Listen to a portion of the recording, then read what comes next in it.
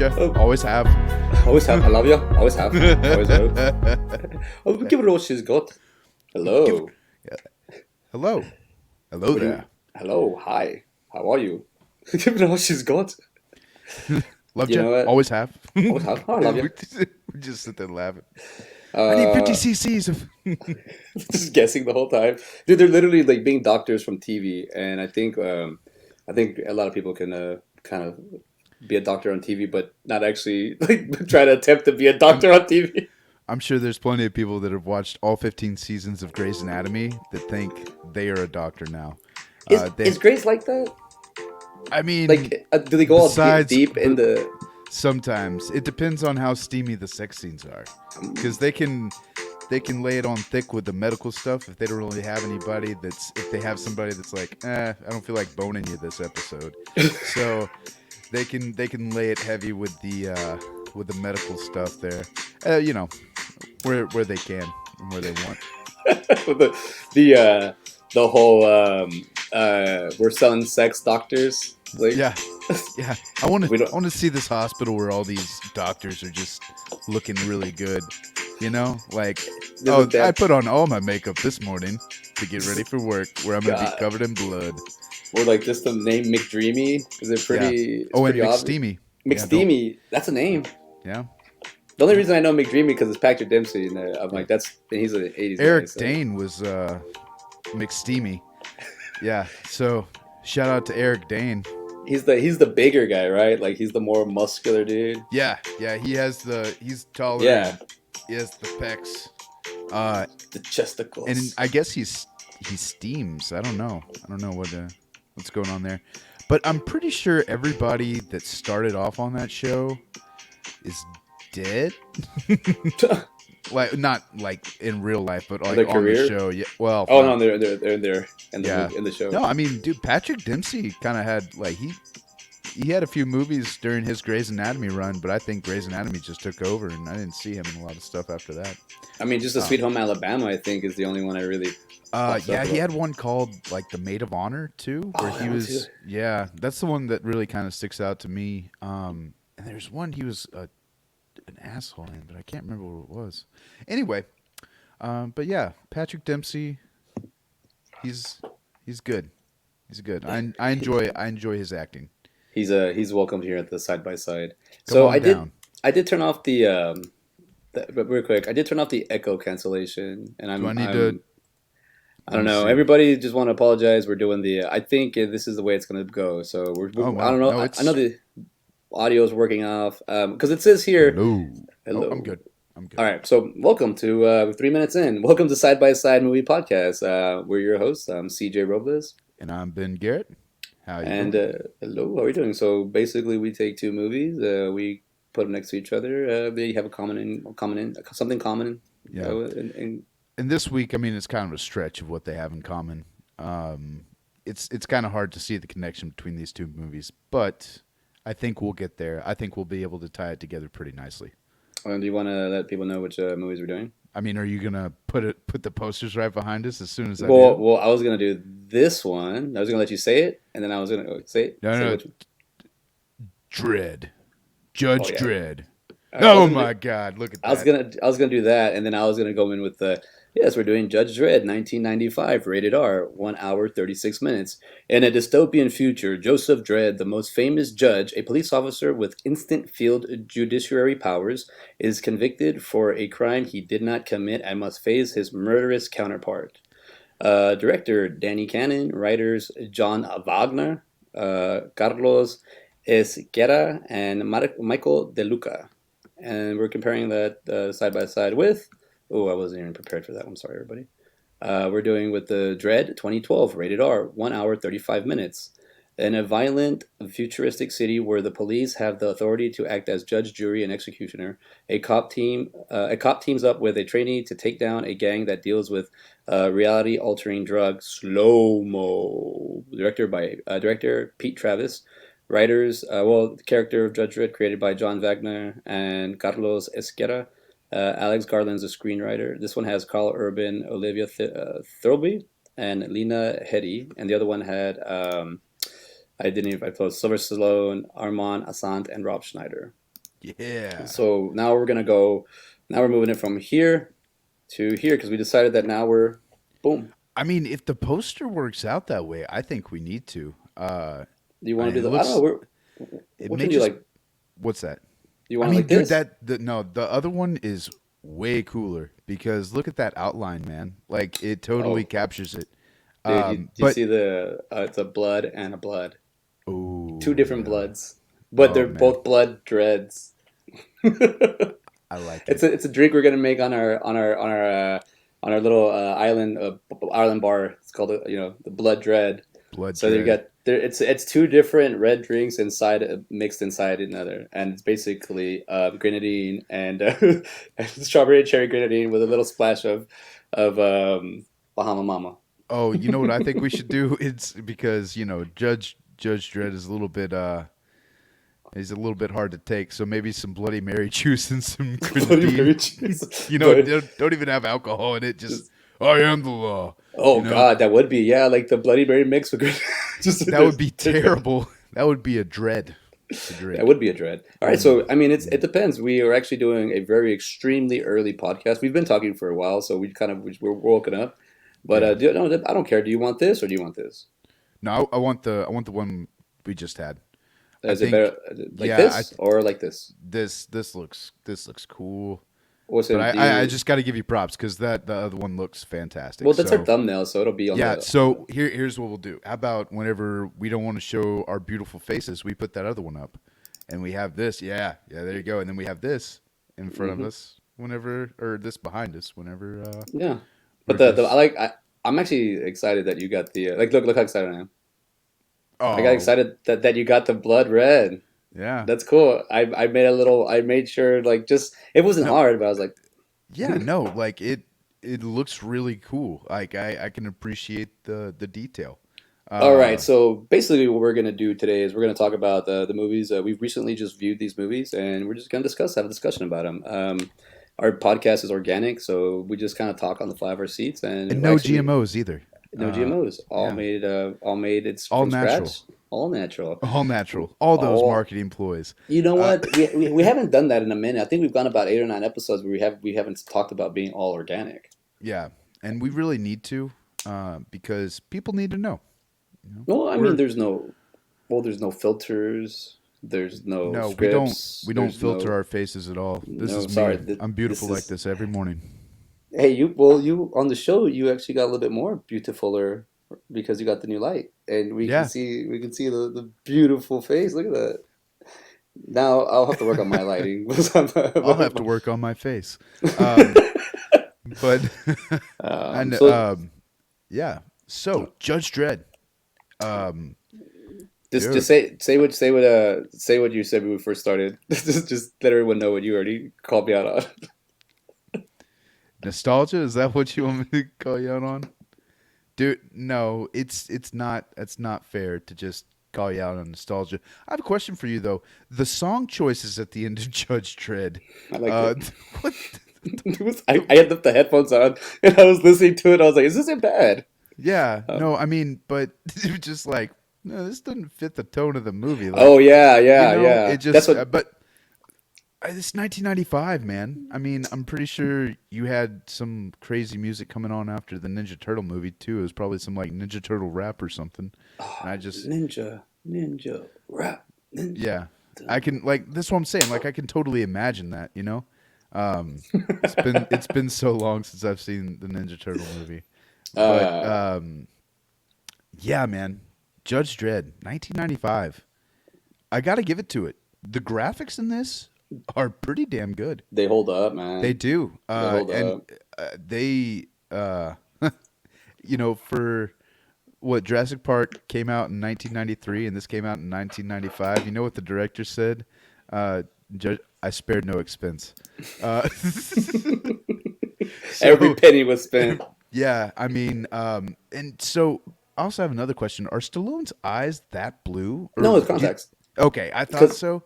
Because dude, I was like, I don't. And granted, Rocky is like and even in Creed, I guess they don't really have a whole lot of close-ups on his face. but I think they did that because remember, before we get in deep into this, there's spoilers.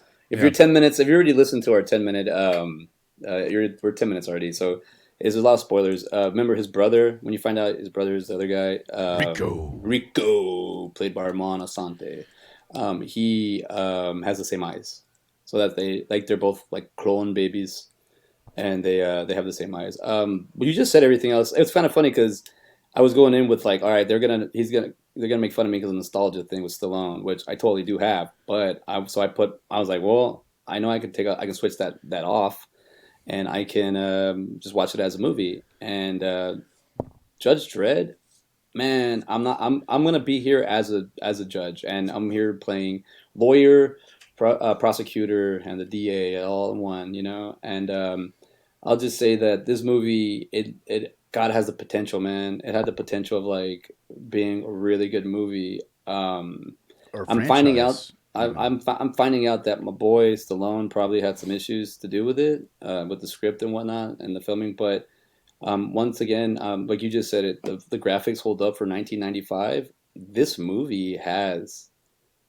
a lot of good qualities to it. It has a lot Hmm. of meat. I just think they didn't get to it. I think this movie probably had to be a 2 hour movie. But keep in mind, like you just said, up until this point, the high baller was Terminator 2 and Jurassic Park, and Hmm. then you really have nothing. And this is in 1995. This movie is better than a lot of movies that are like in the year 2000, the 2001, like from that 2000 to 2005 phase, where a lot of like crappy animation or like just CGI was coming out. This movie does a decent job with all that. It's got a high like I haven't checked the budget or anything, but it seems to have like a big what do you call it like budget, like it seems to have a big, like they this is from a comic book, Yeah. and I think this is what happens with a lot of these movies is what's Do up. you? I was. You mentioned that Stallone may have had something to do with this, so I went to the Trivia, trivia, the and first thing, yeah. that's the first thing that popped up. Yeah, the first So, thing. do you think that Stallone was like, "Oh, this is a comic; it has to be a comedy"? Do you think that was the moment? In a comedic world, Well, yes, but not in real life. no, what I'm saying is like it's a comic, so it has to be funny. Like you think Stallone was like in that mindset, is like he never read an actual comic book. He was just like, "Oh, I've read Archie. Yeah, this is just it needs to be more funny. This is a comic book." Okay, so yeah, that answers that question. So I am gonna say that, but I'm in his defense. He is the way you're saying it there is kind of like you when you do like like a Schwarzenegger, and like he just shows up. He's like he doesn't know what he's doing. He's just Arnold Schwarzenegger. Like hi, hello everybody, hi. It's like you think Schwarzenegger's like a joke, but the guy's done so much with his life Yeah, that it's at that point he's like way too high. Like he's like whatever, make fun of me. dude. No, But no. Stallone is no joke. I what mean, I'm saying. this dude 20 years before won an Oscar for a movie that he wrote. I mean, I totally get where. Yeah, you know where I'm going with this. Yeah, yeah. I So mean, so he has the credentials. It's there, but it's just it sometimes seems. you got to let other people do their job, and Well, you just go in and act. well, that's what I'm saying. But that's the hard part. How like Yeah, that? How do you like? That's what I'm saying. There's already here we have like this tension going because they needed him to be an actor, and he got way more involved. yeah, So it's hard because, but it's not his fault that he's probably seeing stuff on the. I'm not there. He's probably seeing stuff on production that there. He's like, you could probably do better this or that. It seems like that. I did, man. Because check it out. Let me do this real quick. This is the part where I was a little bit worried that we're gonna. But this is everybody always talks about the comic books, and I was a kid and I read the. I didn't. I like what I looked at the illustration. Didn't read the comics. This is the comic book. yeah. This is Judge Dredd. That's the cover. That's a cover of a comic book. Like this is super graphic. Yeah. Like this is really, really like I say gross in What some. one might say it's even a graphic novel. Yes, I would believe so. I believe there'd be something there that make this graphic.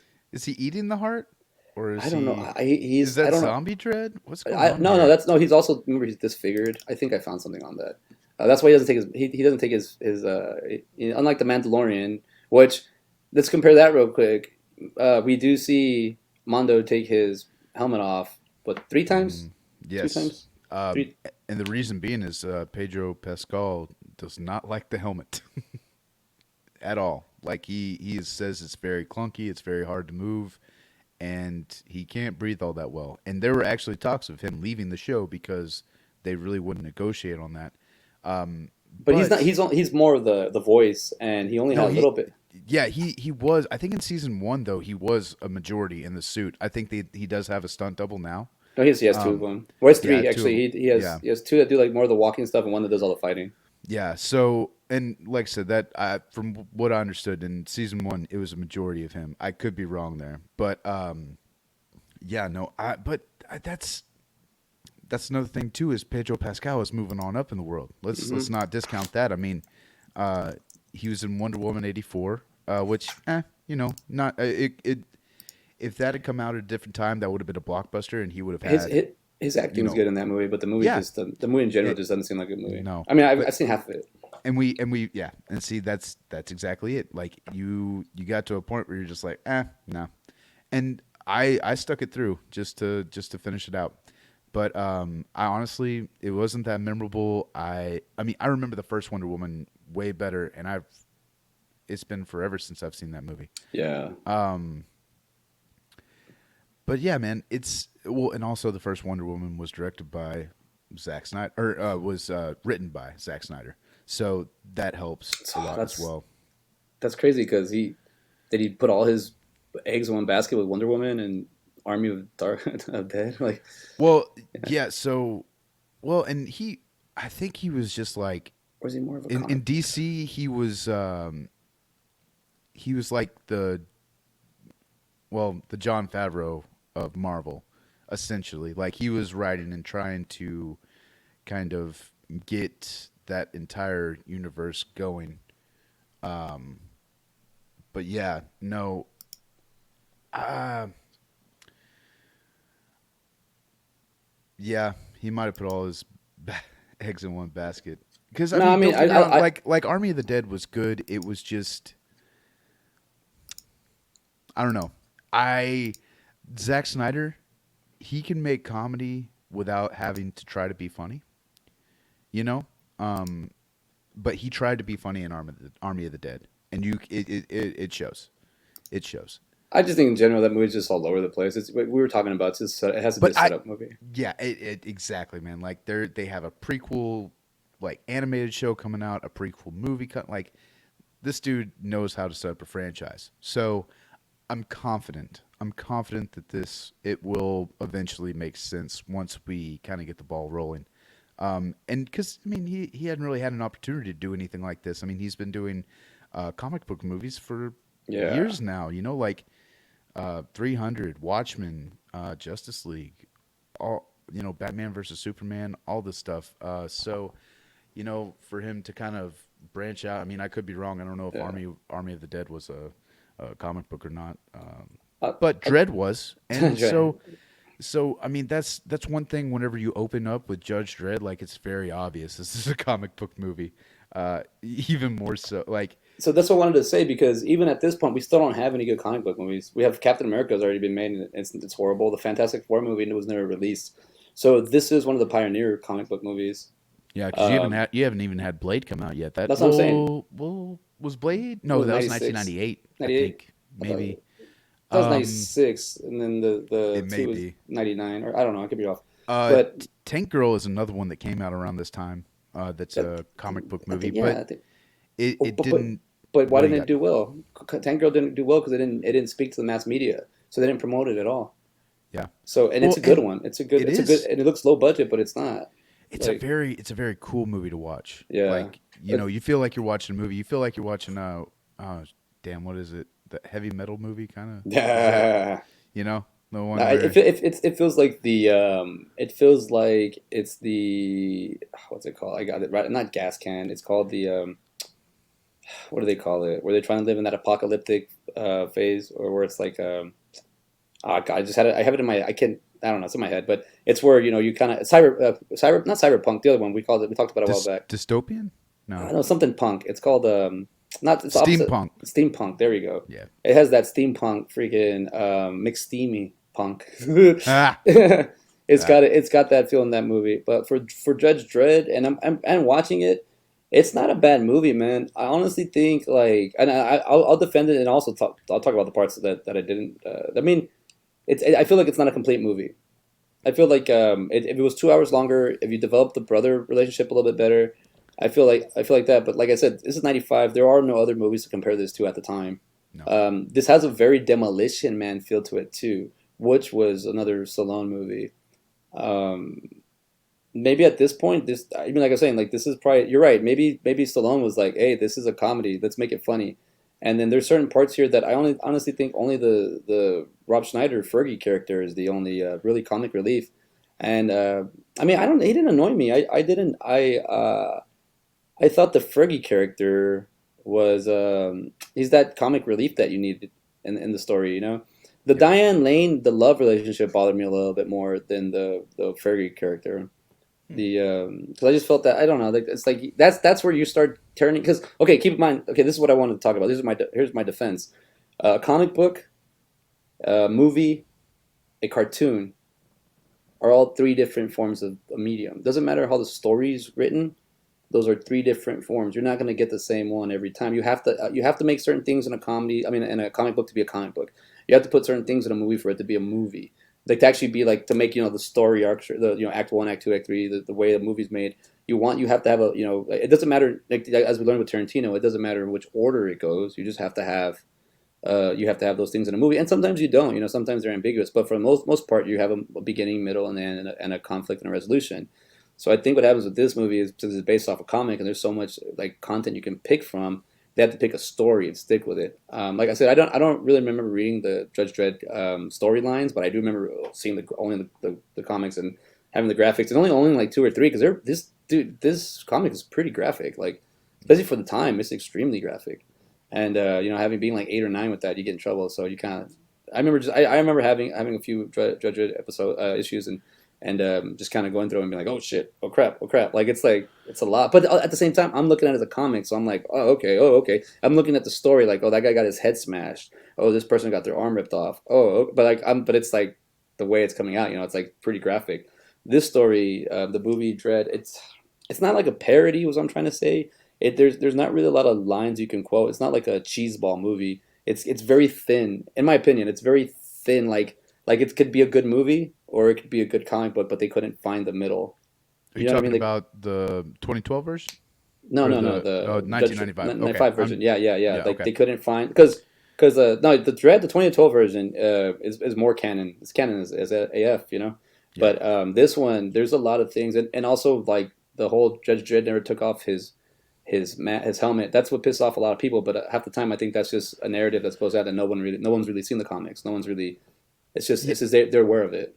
they they kind of, I wouldn't say explain it away, but you do kind of get that feel of like, okay, because the first time you see him take it off is whenever Max von Sydow, I think, it was like at ease, and he takes it off. Now, after he's already gone, like once he's exiled, that it explains it away. Like that it makes sense that he wouldn't wear the helmet or the badge or anything like that anymore.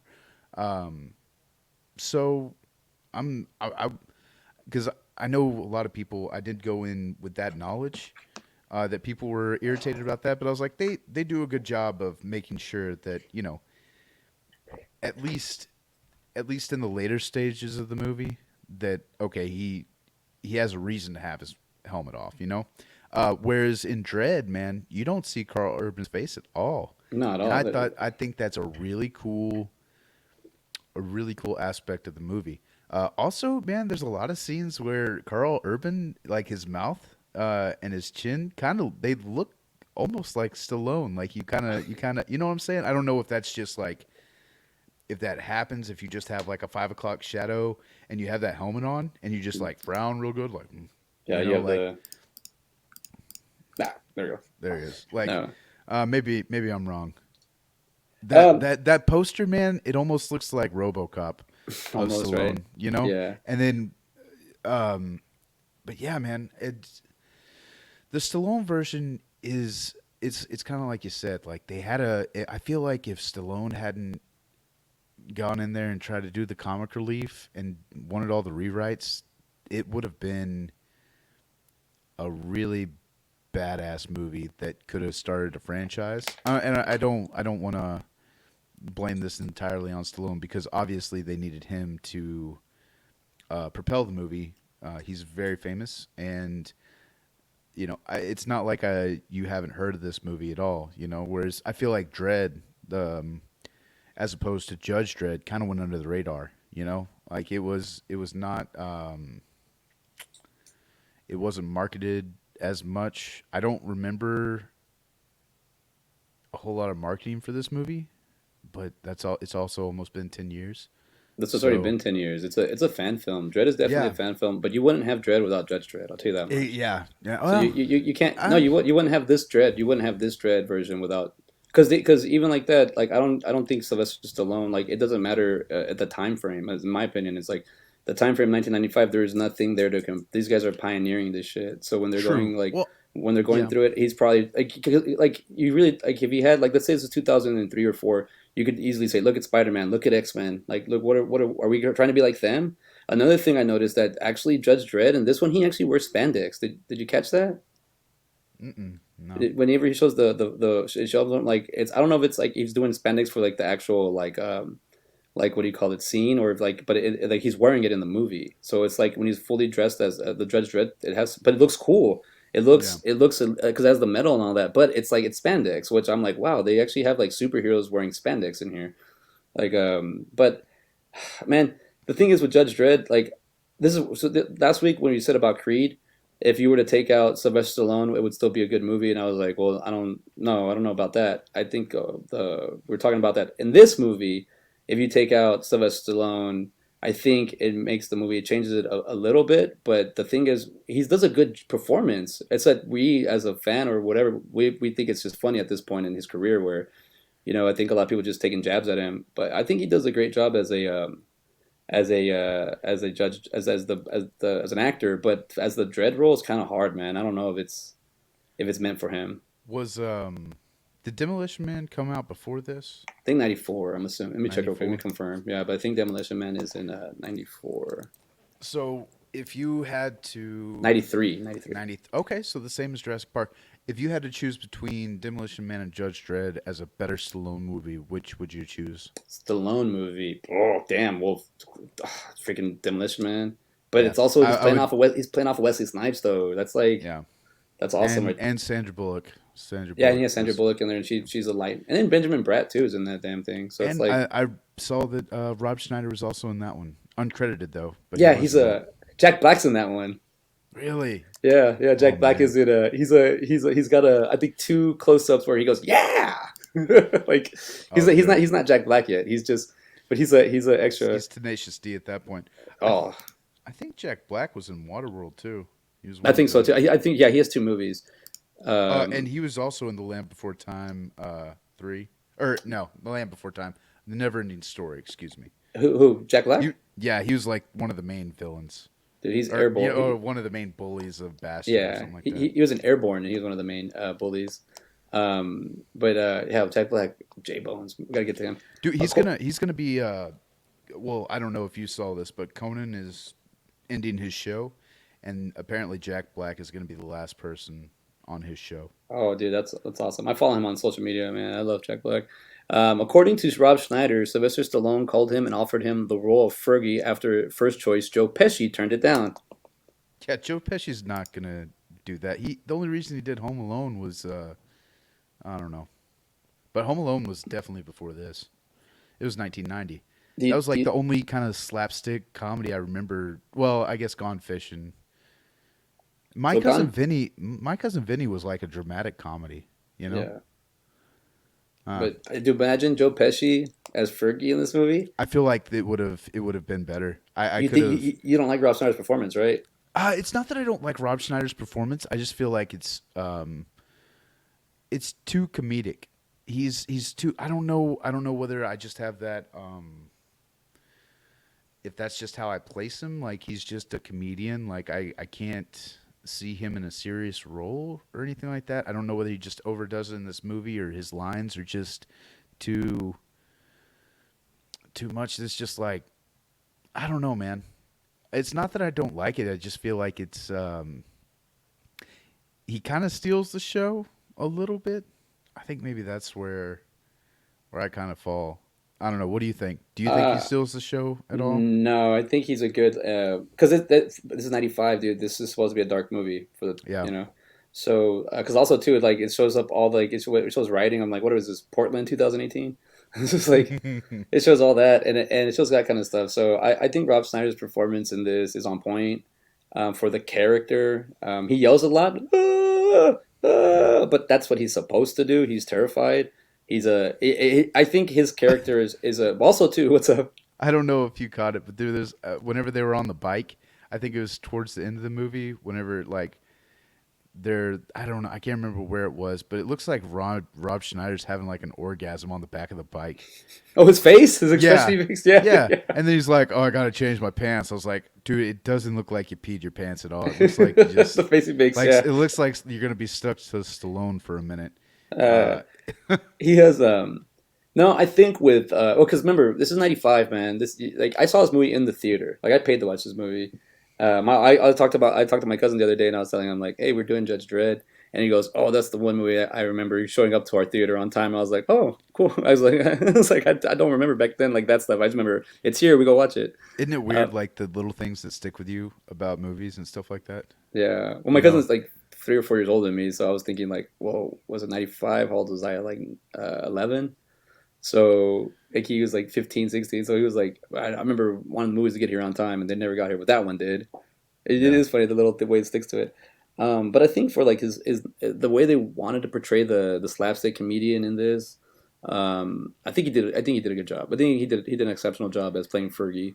If you want to, can I think of anybody else? Who would you have an alternative? Is it going to be David Spade? Is it going to be with that Joe? I mean, did they write this for Joe Pesci? Did they write this line for? I feel like that he would have delivered them. It wouldn't. I don't know, dude, because he has that way of being like serious and funny. Like in Goodfellas, like whenever they're laughing, it's like, who you laughing at? You know, like I feel like he has that kind of those kind of acting chops. Whereas Rob Schneider, he was on SNL and he had been in a hand maybe. Actually, I don't even know if he's how many movies he'd been in before this. Okay, you just said Goodfellas and comedy and Joe Pesci, and I gotta be here, brother. He's terrifying in that movie.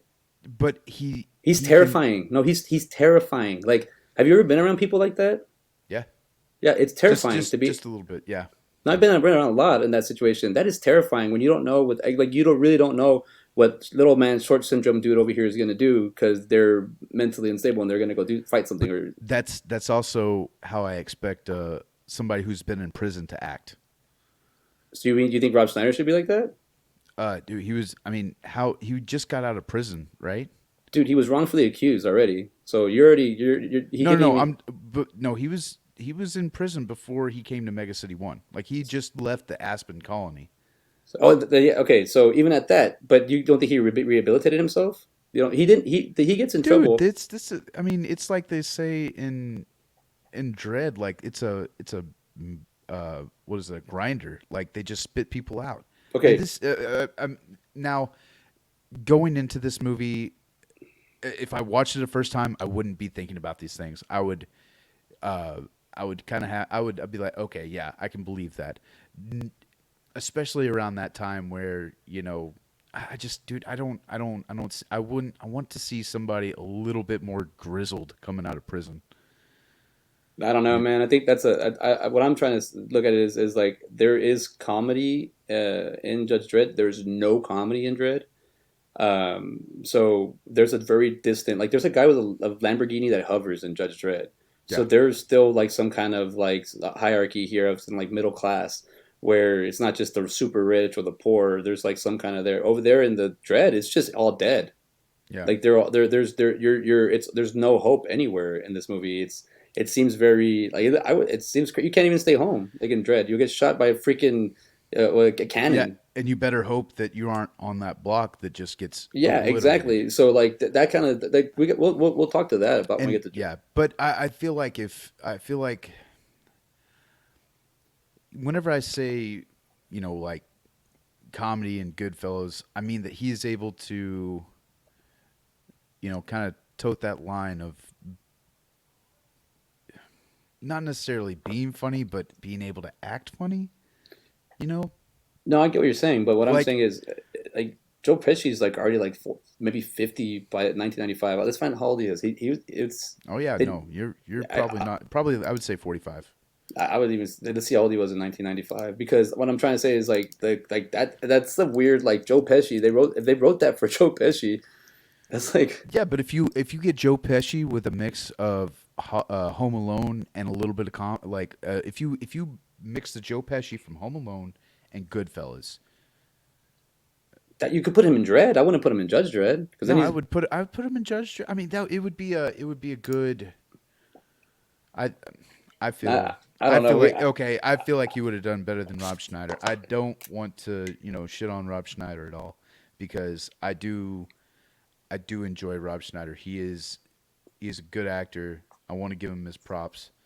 Uh, and not to say I want to just preface this by he's saying I thoroughly enjoy Judge Dredd. It is a fun movie. It dude, really is. dude. No, I'm not putting. I'm just saying. Joe Pesci was 52 in 1995, so it Yeah. would have been. I think I'm just saying like he was already older to have. Think about this, like just to think about this. You have Stallone in that scene where Rob Schneider sees the face, where he covers up the eyes and he sees the jawline. He's like, "It's Dread," and that actually gets the attention from the other people. Yeah. Like, think about this, like that little scene where they interact again.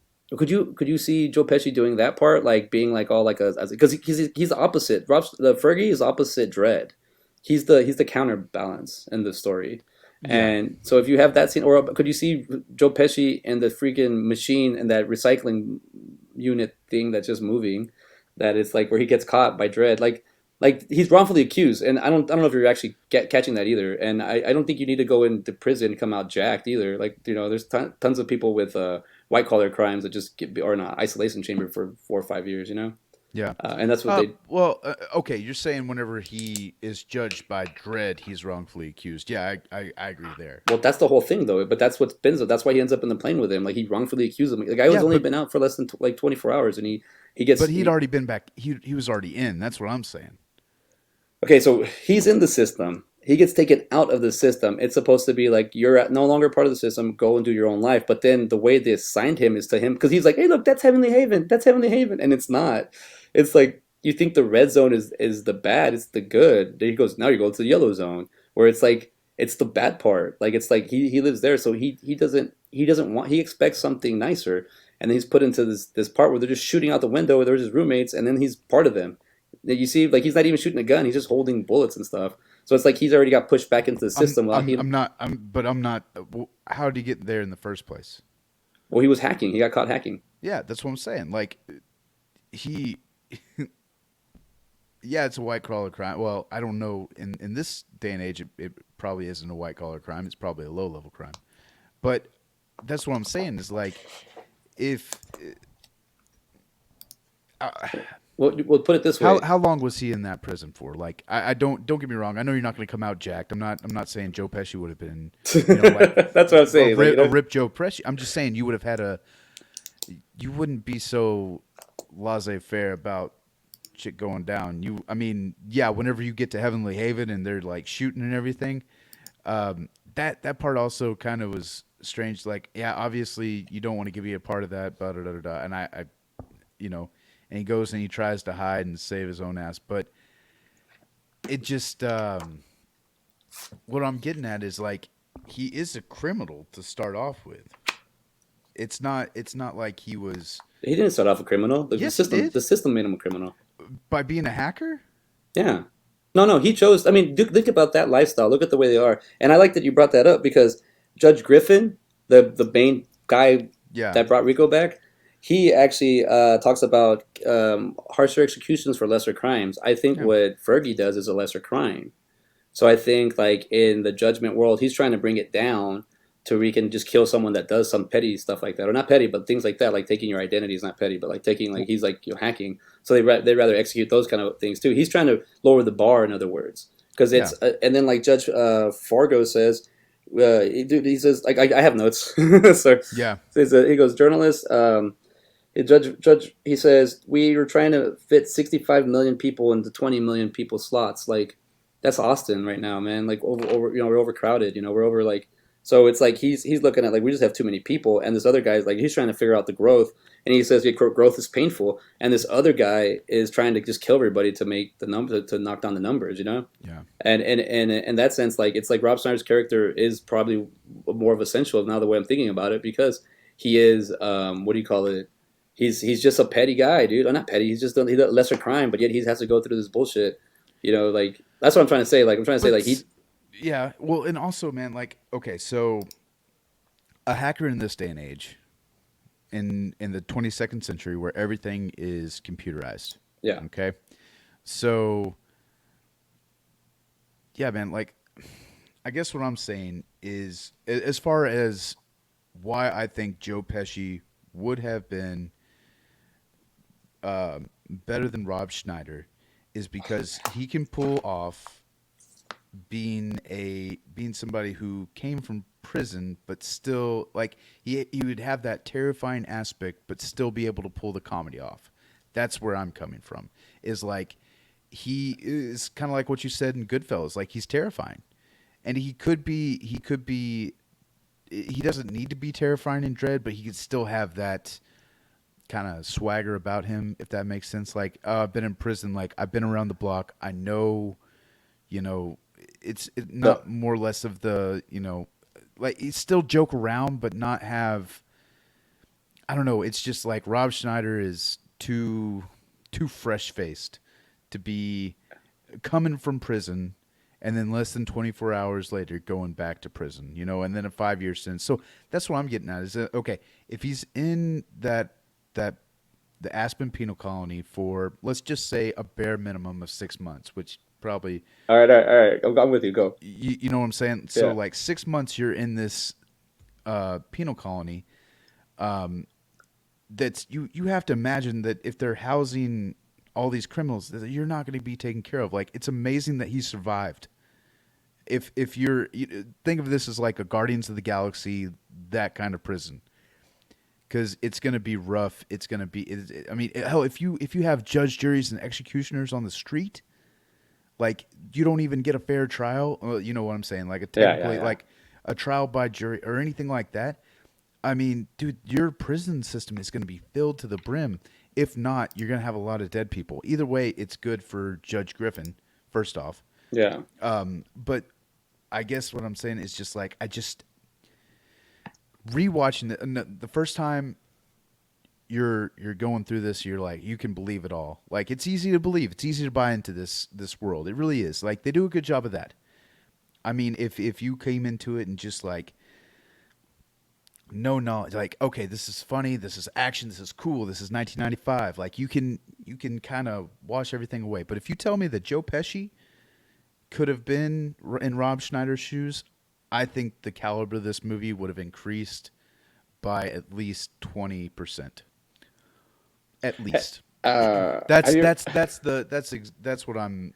I think you might have. Well, let me say this. You said Rob Schneider's too fresh faced. I think that's the point of of the Fergie character. Yeah, Another thing is I don't think I could see Joe Pesci matching the energy of the Fergie character. I Um, can. Like I don't. whenever he does the face thing, like you Could mentioned you that, I was see? like, Could I you? could totally see Joe Pesci doing that. It's like, oh, this is Dredd right here. Like, I oh my god. if you and then the way I'm picturing the way you're describing Joe Pesci, I'm actually seeing a dude with like slick back hair, No, sunglasses, dude, I'm like I'm with thinking like tattoos. I'm thinking more of Home Alone Joe Pesci. That's But that's the that's an Joe. old man, dude. Yeah. So What I'm trying to say is he's like what do like you got? the look for Harry and in Home Alone, he's like a older like cop. You know, he plays a cop too in that scene. You know, Yeah. like he has that he's trying to be like that older like I guess just what I'm trying to say is Marv. He's kind of I mean Harry's kind of the leader. But he's also like he's just like a he's you know, I'm not expecting him like to run through things or jump obstacles or hoop or anything. Clearly, he gets beat up But by like tell me that wouldn't be funny to watch Joe Pesci run through that kind of stuff. no, dude, it wouldn't. Or Oh, for me, come I'm just saying on. as Fergie, because look at like what I'm trying to say, because like as the character, I'm still with the Rob Schneider because I don't think I don't know if you ever heard Prison Preserves. Have you ever heard that saying? Preserves what?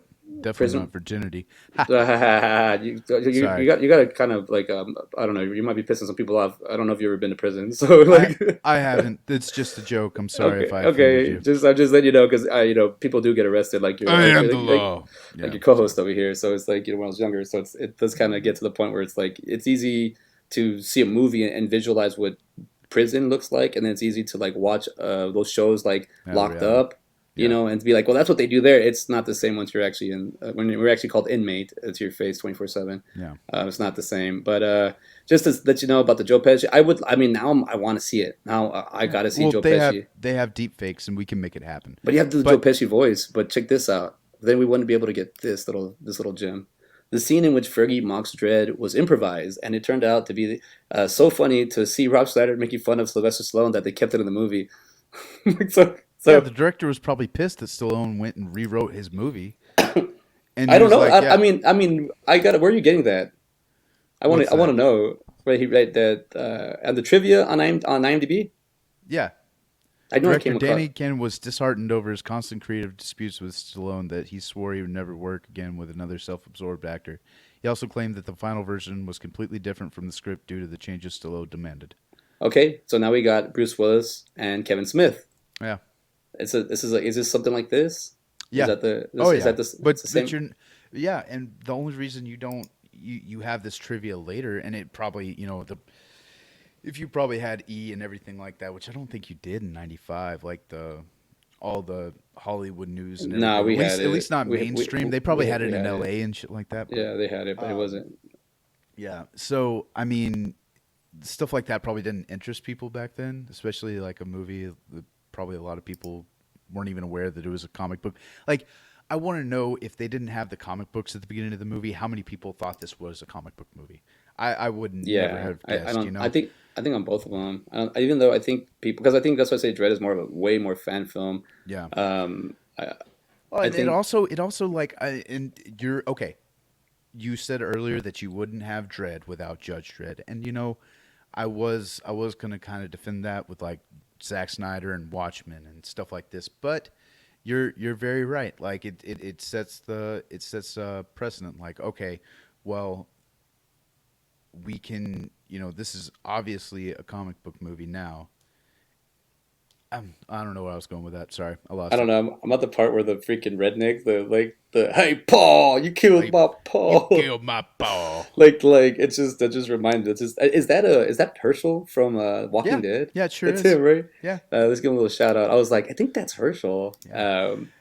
Hey, I tell you And what, can you hold it down for just a second? I'll be I right got back. it. I got it. I Hey, got you. So let's see. hey, Or is don't be talking shit about me and liking Joe Pesci more than Rob Schneider, okay? And if you do, I'll listen. I'll let's see. I'm What gonna is make it? sure you don't hear 47. it. All right, 47 minutes. I'll be listening. I'm gonna make sure you don't hear it. I'm gonna make sure you don't. I'm gonna talk. Everybody, listen up. Do you honestly think? No, I'm playing. I don't know. Joe Pesci as the Fergie character, not as Rob Schneider as a character, because we know Rob Schneider can be anybody. Rob Schneider can be a plant. I don't know. I just don't think. I don't think it. I think it'd be a different tone. I think I could. Man, I feel like Joe Pesci being a villain, like in Dredd, would have been awesome. An old man making decisions. That would have been cool. Um, as in, let's see. I mean, it sounds like I'm defending Sly. I'm kind of am, but I'm kind of not because at the same time, I'm just putting at the time. I think sometimes it's easy for someone to watch a movie from 1950 and 2021 and be like, why did they do it like that when they could have done? They didn't know back then, and nowadays you kind of do, you know. It's easier when you already know what you're looking at, opposed to what you don't. Now, when Ben comes back, Ben Hameen, we're gonna hit him with the old because we're running time on the we do about 1 hour each movie, and then we kind of talk about for another 20 minutes of just about what we're going next. But I'll say about this one with Judge Dredd and Dredd. I don't see it as like a parody of the movie. I don't see Judge Dredd is like a mockery. I mean, I want to bring up Batman Forever.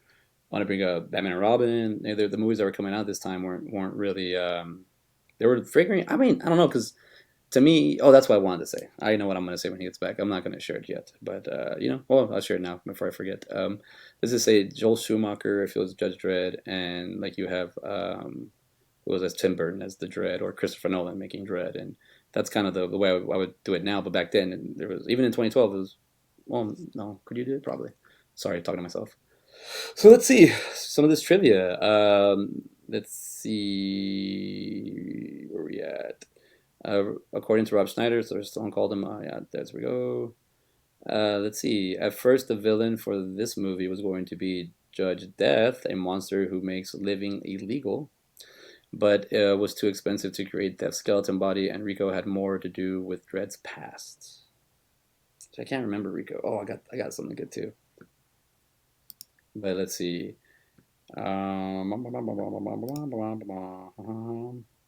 Sorry, buddy. So let's see. Joan Chen treated her character's relationship with Rico like they were lovers. She's attracted to his absoluteness. Rico, played by Armand Assant. So check this out. This is I found this movie out a while back. Let me see. This is another movie. Might be in the trivia, but I'm gonna go straight for it, looking for it. That Sylvester Stallone and Armand Assant, they came out in a movie, one of Stallone's very very very first movies. What And I were they brothers in that movie? yeah, Okay. dude, it's pretty cool. I found this one on I think I found it on actually YouTube or I don't know something. But let's see. It's sorry, I haven't even looked at the monitor, so I was just looking here.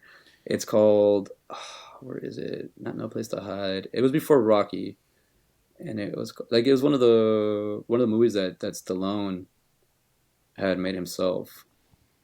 Is it? It's with Armand Assant too, but I can't. I'm gonna have to look for it real quick. It's a good movie, man. Basically, they play brothers and they're hustling and trying to get up.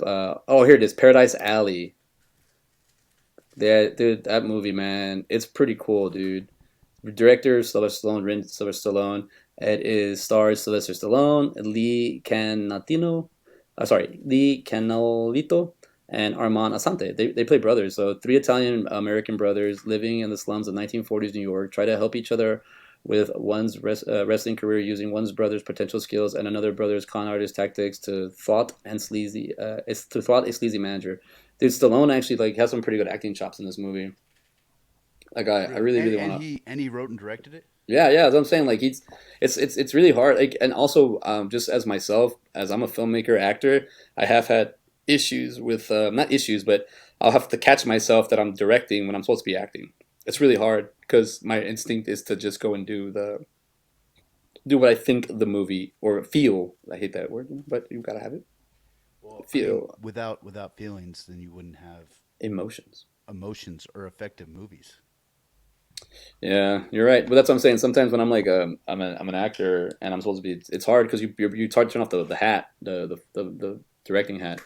But let's see. I also wanted to share. I wanted to.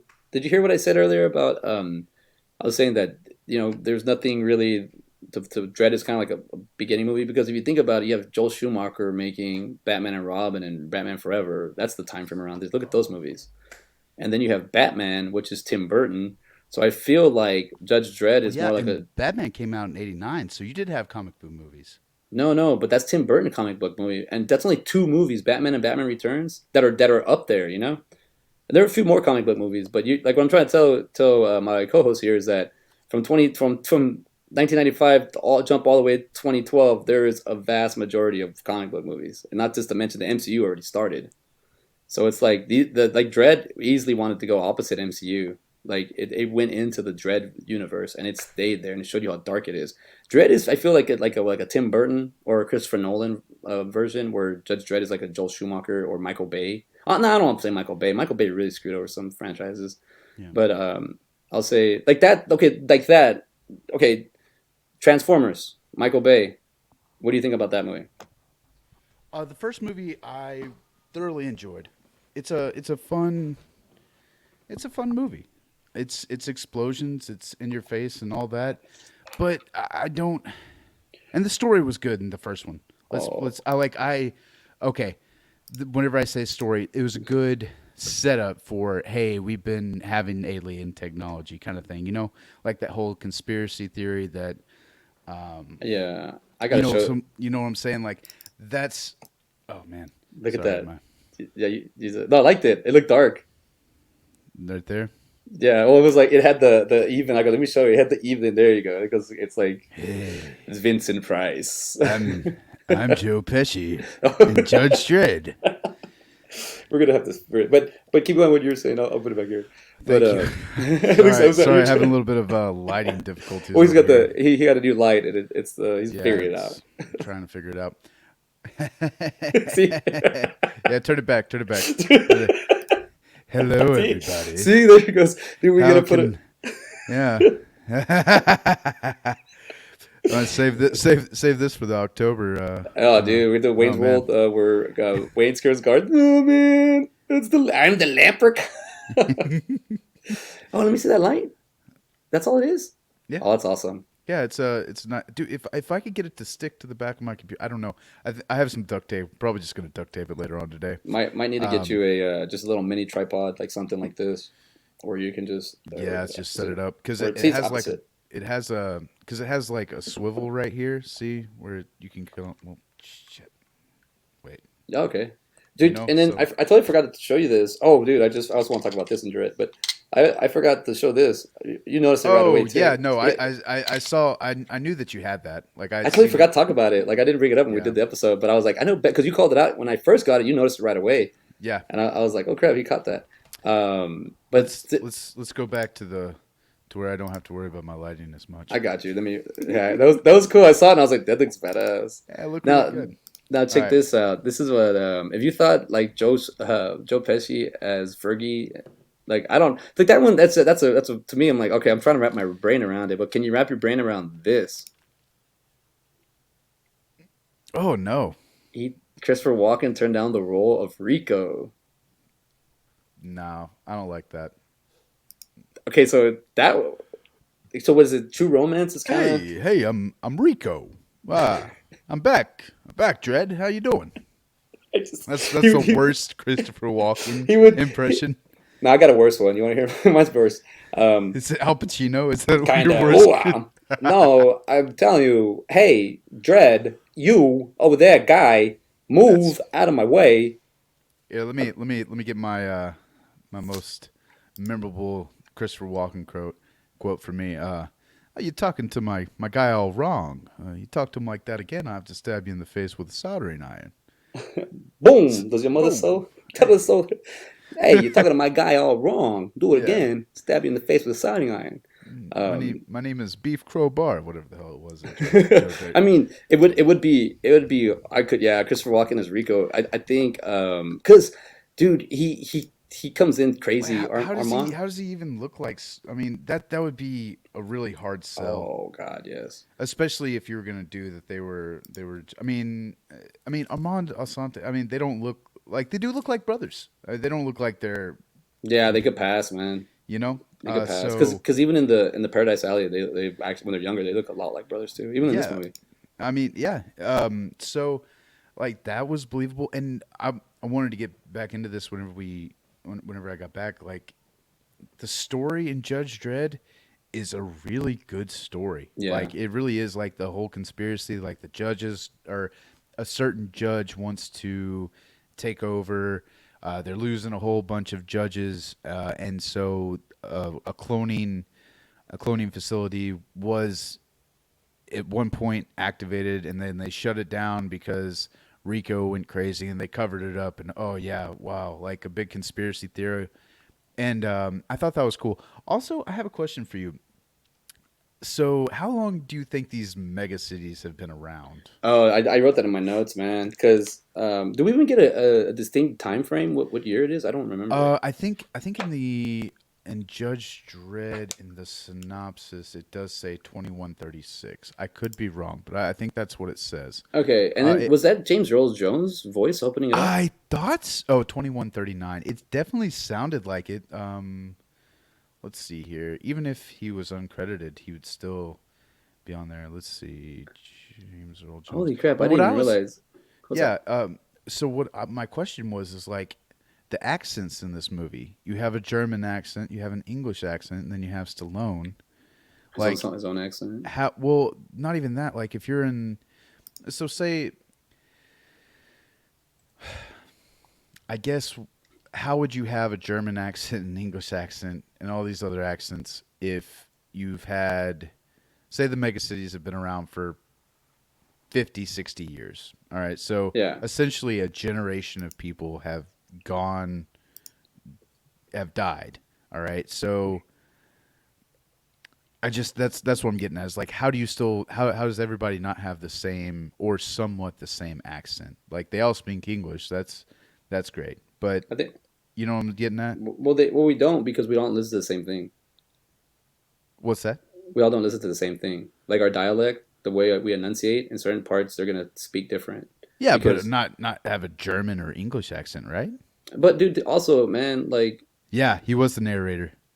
yeah, he was awesome. Yeah. But what I'm saying is, I mean, I don't know which accents you would have because even like there's an episode of American Dad where Stan comes in from the past, from the future to the past, and he's like, and they're like, "Why do you sound like that?" He's like, "Oh, because now we have a mixture of Mexican and Canadian." Oh, you know, it's like, vato, like it's like a combination hybrid language. And I was like, "Oh, I could see that," like just because the two borders just kind of crushed U.S. in the middle.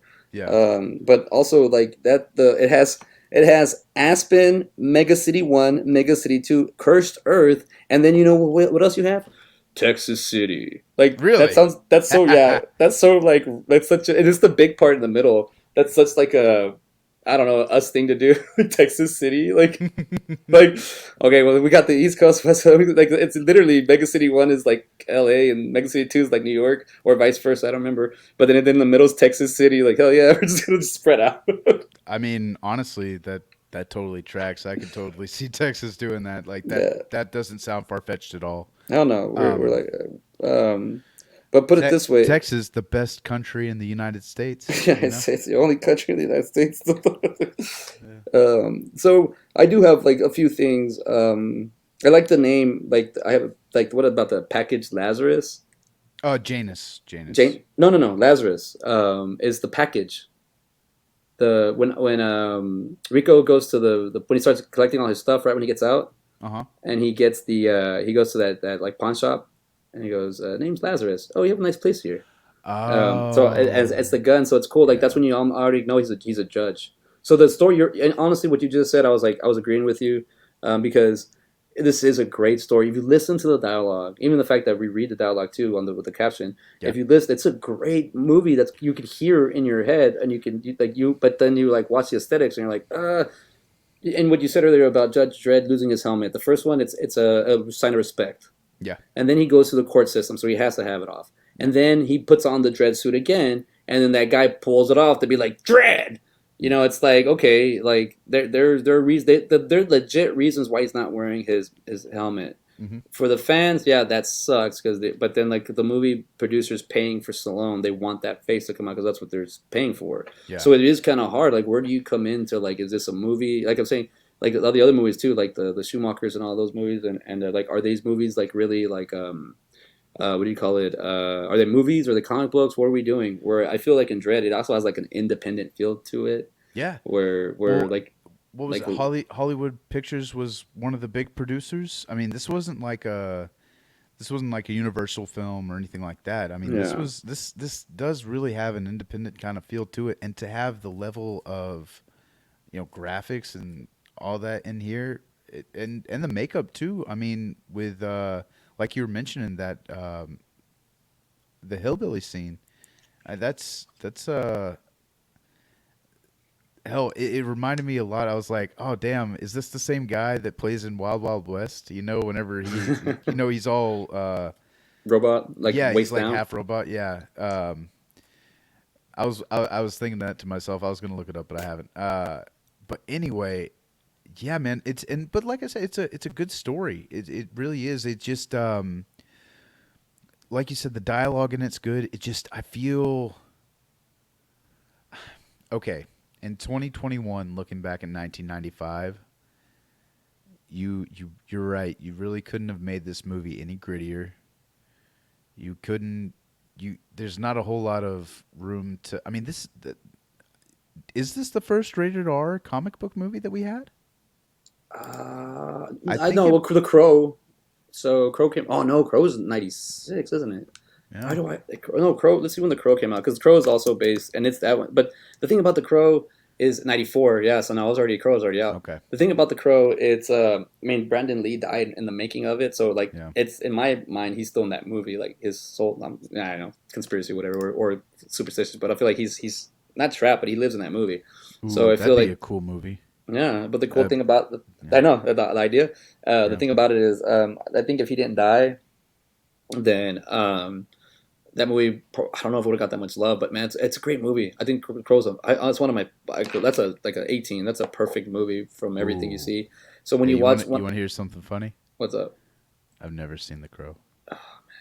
Just don't ever show up dressed as the Crow. That's all I'm asking. Nobody better show up dressed as the Crow, and I show up dressed as the Crow. Dredd is like the Crow in a way, where as we're fading out from Judge Dredd to Dredd, a lot of things that I just want to kind of go through the list real quick to make sure we didn't forget anybody as the repeat offenders because we are the law. Yeah. I liked also what Rico says. Yeah, you want to know the meaning of life? It ends. That Yeah. is so powerful, man. Like Rico, I like that because Rico's psycho and crazy, but you don't get you only get small, they're high doses. So it's like Rico's like this crazy ass It's his freaking eyes. It's his yeah that eyes. too. He's the way he talks. Hey, yeah, it's Hey. he does a good job. He does a Uh, good job of being the opposite of Stallone, where he does do a good job there. Yeah. and And the since robot, dude, the robot is so cool in this movie. yeah, Like, it is pretty cool. I wanted to mention that. Like, it was they did a great job with the CGI, with the practical effects in this movie. Yeah, Like, shout out to them because for 1995, for being, I mean, what's the budget on this? I know let's we find like, out. I Let's know we find like out. looking at that. Um, The budget, we'll see. The budget was 85 to 90 million, which is a lot, and it was still about to hit that 100 million mark. But this is a movie that's getting us to that 100 million, that Spider-Man 100 million. But look at this, it only made 113.5 million in the box office, so it's about 23 plus. But it's not a popular as Spider-Man. no, but that's true, and it also I feel like it's more of a like not maybe a cult movie, but I know for a fact like I'd heard about Judge Dredd because my brother had watched it. He was like, "Oh yeah, uh, this is cool." And he was also a teenager in 1995 too. So if you have a rated R, very visceral comic book movie, even if you Yeah, haven't read the comic books, you'd be like, "Oh hell yeah, what's this no. about?" Look at And this. let's Spider-Man was 139 million, so it already broke the 100 million mark, but it came back with 825 million dollars. That was almost $1 billion movie, and Fuck yeah. definitely $1 billion franchise, and that's just one One iteration of movie, Spider-Man. yeah. You know, Let me see Die Hard real quick because I think Die Hard might have been the first $100 million movie. what am I trying to look for? Let me see real quick. I think Oh, that was yeah. No, Die Hard was not a. Never mind. No. was There's it like a 50 million? no, it was like 20, Oh wow, 25, 35, and then it grossed in 130. But this is huge for what 88 or what years? Yeah, 88, 1988. So it's yeah, man. Like it rocked in it cost 35 million at max, and at max it brought in 141 million. So it brought in 100 million. That's why it's ringing a bell in my head. But I gotta say like you need this movie for Spider Man. Another thing is real quick. Look at this. This was the first movie to release simultaneously with a video game. So its video game came out at the same time, and I remember playing the game. It wasn't too bad. all right, It wasn't too bad. Like it was just you just walk around as Dread and you get to use the little motorcycle and shoot people and stuff. Maybe a little bit of GTA in the future kind of ish. I mean but or predecessor or whatnot. But well, I guess more for the most part, my notes are pretty much we talked about. I think we went over a lot of the actors and actresses here. I thought the guy Almer, the guy the rookie guy that hacks the oh photo, yeah, Balthasar Getty. He was in was he in Grey's Anatomy? what's that? Yeah, Was he no, in he was in a show called Brothers and Sisters, Oh, okay, that's right. and it Uh, was coming out around the same time as Grey's Anatomy. I remember watching that with my family as well. And so I think I watched that and then watched Dredd and I was like, oh wow, that's him younger. Cool. yeah, because even James Reamer is in this movie, and he's the guy in the beginning. You gotta be scared of me. Like you remember that guy? You remember he's been in a lot of movies. Um, Oh yeah. I know exactly what you're talking about. did he got casted for? He was a recast. So talking about recasting characters, he got casted in Aliens to play Hicks. but he screened and they didn't like it, so they went with Michael Bean, my boy. But they went with him instead to play Hicks in Aliens. So there are some still shots out there, or I think maybe some footage of James Remar as Hicks. Really? Uh huh. Doug And Reamer, you said? Doug Remar. Oh yeah. Oh, Brittany Kaiser. I really. Oh, hi, Dr. Kaiser. Oh, everybody knows how much Doug Reamer cares about kids. Let's see here. This other another one guy. It's Elwin Brimner. Oh yeah, he was in Alien versus Predator. Yeah, he's in Inverse Predator. He's in Wonder Woman. He's in Trainspotting 1 and 2. He's also in Black Hawk Down. What else is he in? This is off the top of my head. He's in. See if he was in Justice League. Maybe he's a repeat offender there. We just didn't see him. Let's see, 27. No, that does seem No. like something he would be in. Well, if he was in Wonder Woman, then Yeah, he plays Charlie. But he was in there. He plays the Angel, or what's it yeah, called? Junior Angel. Junior Angel, yeah. And I'm He's- looking up I think. Fink Angel, and he was. It does not look like he was the same actor for Wild Wild West, unfortunately. Oh, yeah, I know, he really does. And even the actor, the villain in Wild Wild West, which I don't remember his name. I think it's like James something. Oh, you mean you know who that is, right? Oh, In real life, it's oh, Kenneth Bragnow, I think is how you say his name. Um, yeah, you look him up on IMDb, and you will be like, who? What? all right, let me look him up real What? quick. Who is this? You said Kenneth? Kenneth Bragg. He directed the second Harry Potter movie. He was also in it. He was Lockjoy in the Harry Potter movie. He's been in. He was most recently the one that I remember. He was in Murder on the Orient Express. He was in that remake. What'd you say? What was his name again? Kenneth Bragnow. Just Can I- just look up Harry Potter and the Chamber of Secrets. He'll That's pop where up there. that's where I'm Yeah, at. yeah. He's gonna be the director. Oh, director. Okay, I'm looking He for actor. Yeah, and he also directed Thor. So actually, no, I I'm have, so sorry. He's not the director. It's I Christopher have, Columbus I in got the Christopher second one. Columbus. Yeah. My bad, dude. So, Okay, then look up Thor. He's the director of Thor. I know that for a fact. all right, look up Thor. Oh, we got the Love and Thunder coming out. Yeah, So that goes. Thunder Love. All right. Oh, that's why I was misspelling his name, Yeah, as we know. Oh yeah, but yeah. yeah. So he's the main villain in Wild Wild West, and he's English as hell. Dude, that Tennessee accent he does. Hey, he does it so well, man. Do you know? What's up? No, I was gonna say that role. I never realized that role was like him. I didn't know he was like he does it so well. Like I never knew it was it's the role sticks out, but the actor doesn't. That I'm Yeah. always like, you know what I mean? Like I'm like that character is so well played. One thing before we move on to Dredd, I did want to say that I noticed something about Judge Dredd. You can get shot in the stomach, or I mean, Fergie's the only one that gets shot in the stomach and doesn't die. There's a lot of shot. Like the rookie gets shot in the stomach, dies. The Chief Justice Fargo gets stabbed in the back from the front of the stomach and dies.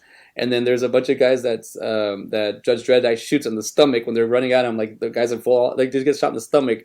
Even the girl at the end, the villain gets shot in the stomach. Are Like we but for from the sure back. that Fergie survives though? Well, yeah, he's in the hospital and they got him in the ICU and he's talking. You're not gonna resurrect. You're gonna say Judge Dredd 3 with Fergie as Joe Pesci is 70 years old. I might. You might suggest that. All right, No, I'm just we'll yeah. Well, I'm saying maybe he died in the ICU, dude. I don't Your, know. your fan theories go all the way there. He didn't make it. He's not in the sequel. He's dead. That's how much I enjoyed Rob Schneider's Fergie. Is maybe he I, died. I liked him, man. I thought he was great. I think it's a hard pill to swallow too. Imagine you're the co-star in this movie where Yeah, you're the main actor and director arguing, and you're like, what the fuck am I supposed to do? and you have to just kind of be there. Yeah, And that he's would still be. and he's not making the animal. He's not a hot chick. You know he's He's Rob not a Schneider. carrot. He's not, he's not Kenny. He's got to be himself. I mean, there is that the corny scene as I'm watching the movie is that he shoots the filter and it hits. It's the other freaking like trooper or whatever patrol car, and I'm like, I guess that'll work. You know, like it's as silly as a part can be, but I don't know. It has a lot of like comic book feels to it, but I feel like it's not supposed to be like that in this movie. Yeah, it definitely, like I said, first. Well, I guess since you said The Crow, but one of the first rated R comic book movies. I guess Tank Girl was too. It Yeah, was rated R, I think it's right? rated R. Yeah, it's Yeah. rated Okay. R. Maybe. Yeah. So there If are a it's not couple. rated R, I'd be very, very. Let's find out. I'm pretty Yeah, sure Tank Girl's rated R because I it was think on it is Action too. Pay Per View, and Action Pay Per View basically only played rated R. Um, but I mean, after Judge Dredd, I mean, do we really have a lot? They're mostly like PG-13 until you get to Watchmen. Or yeah, and then Logan. Oh I feel like, well, I guess you had Sin City before Watchmen. but That was that's it. rated I R. don't know that one. I can't really remember that one either. Oh, that one's a good. That one's a good. It I almost gotta re- feels like a comic book. I gotta rewatch it though. Yeah, I mean, just because the aesthetics is there, I gotta make sure that and everything else that's is. Mickey Rourke, like him coming back, and because he doesn't have to look like Mickey Rourke, you know. Yeah, I know. Um,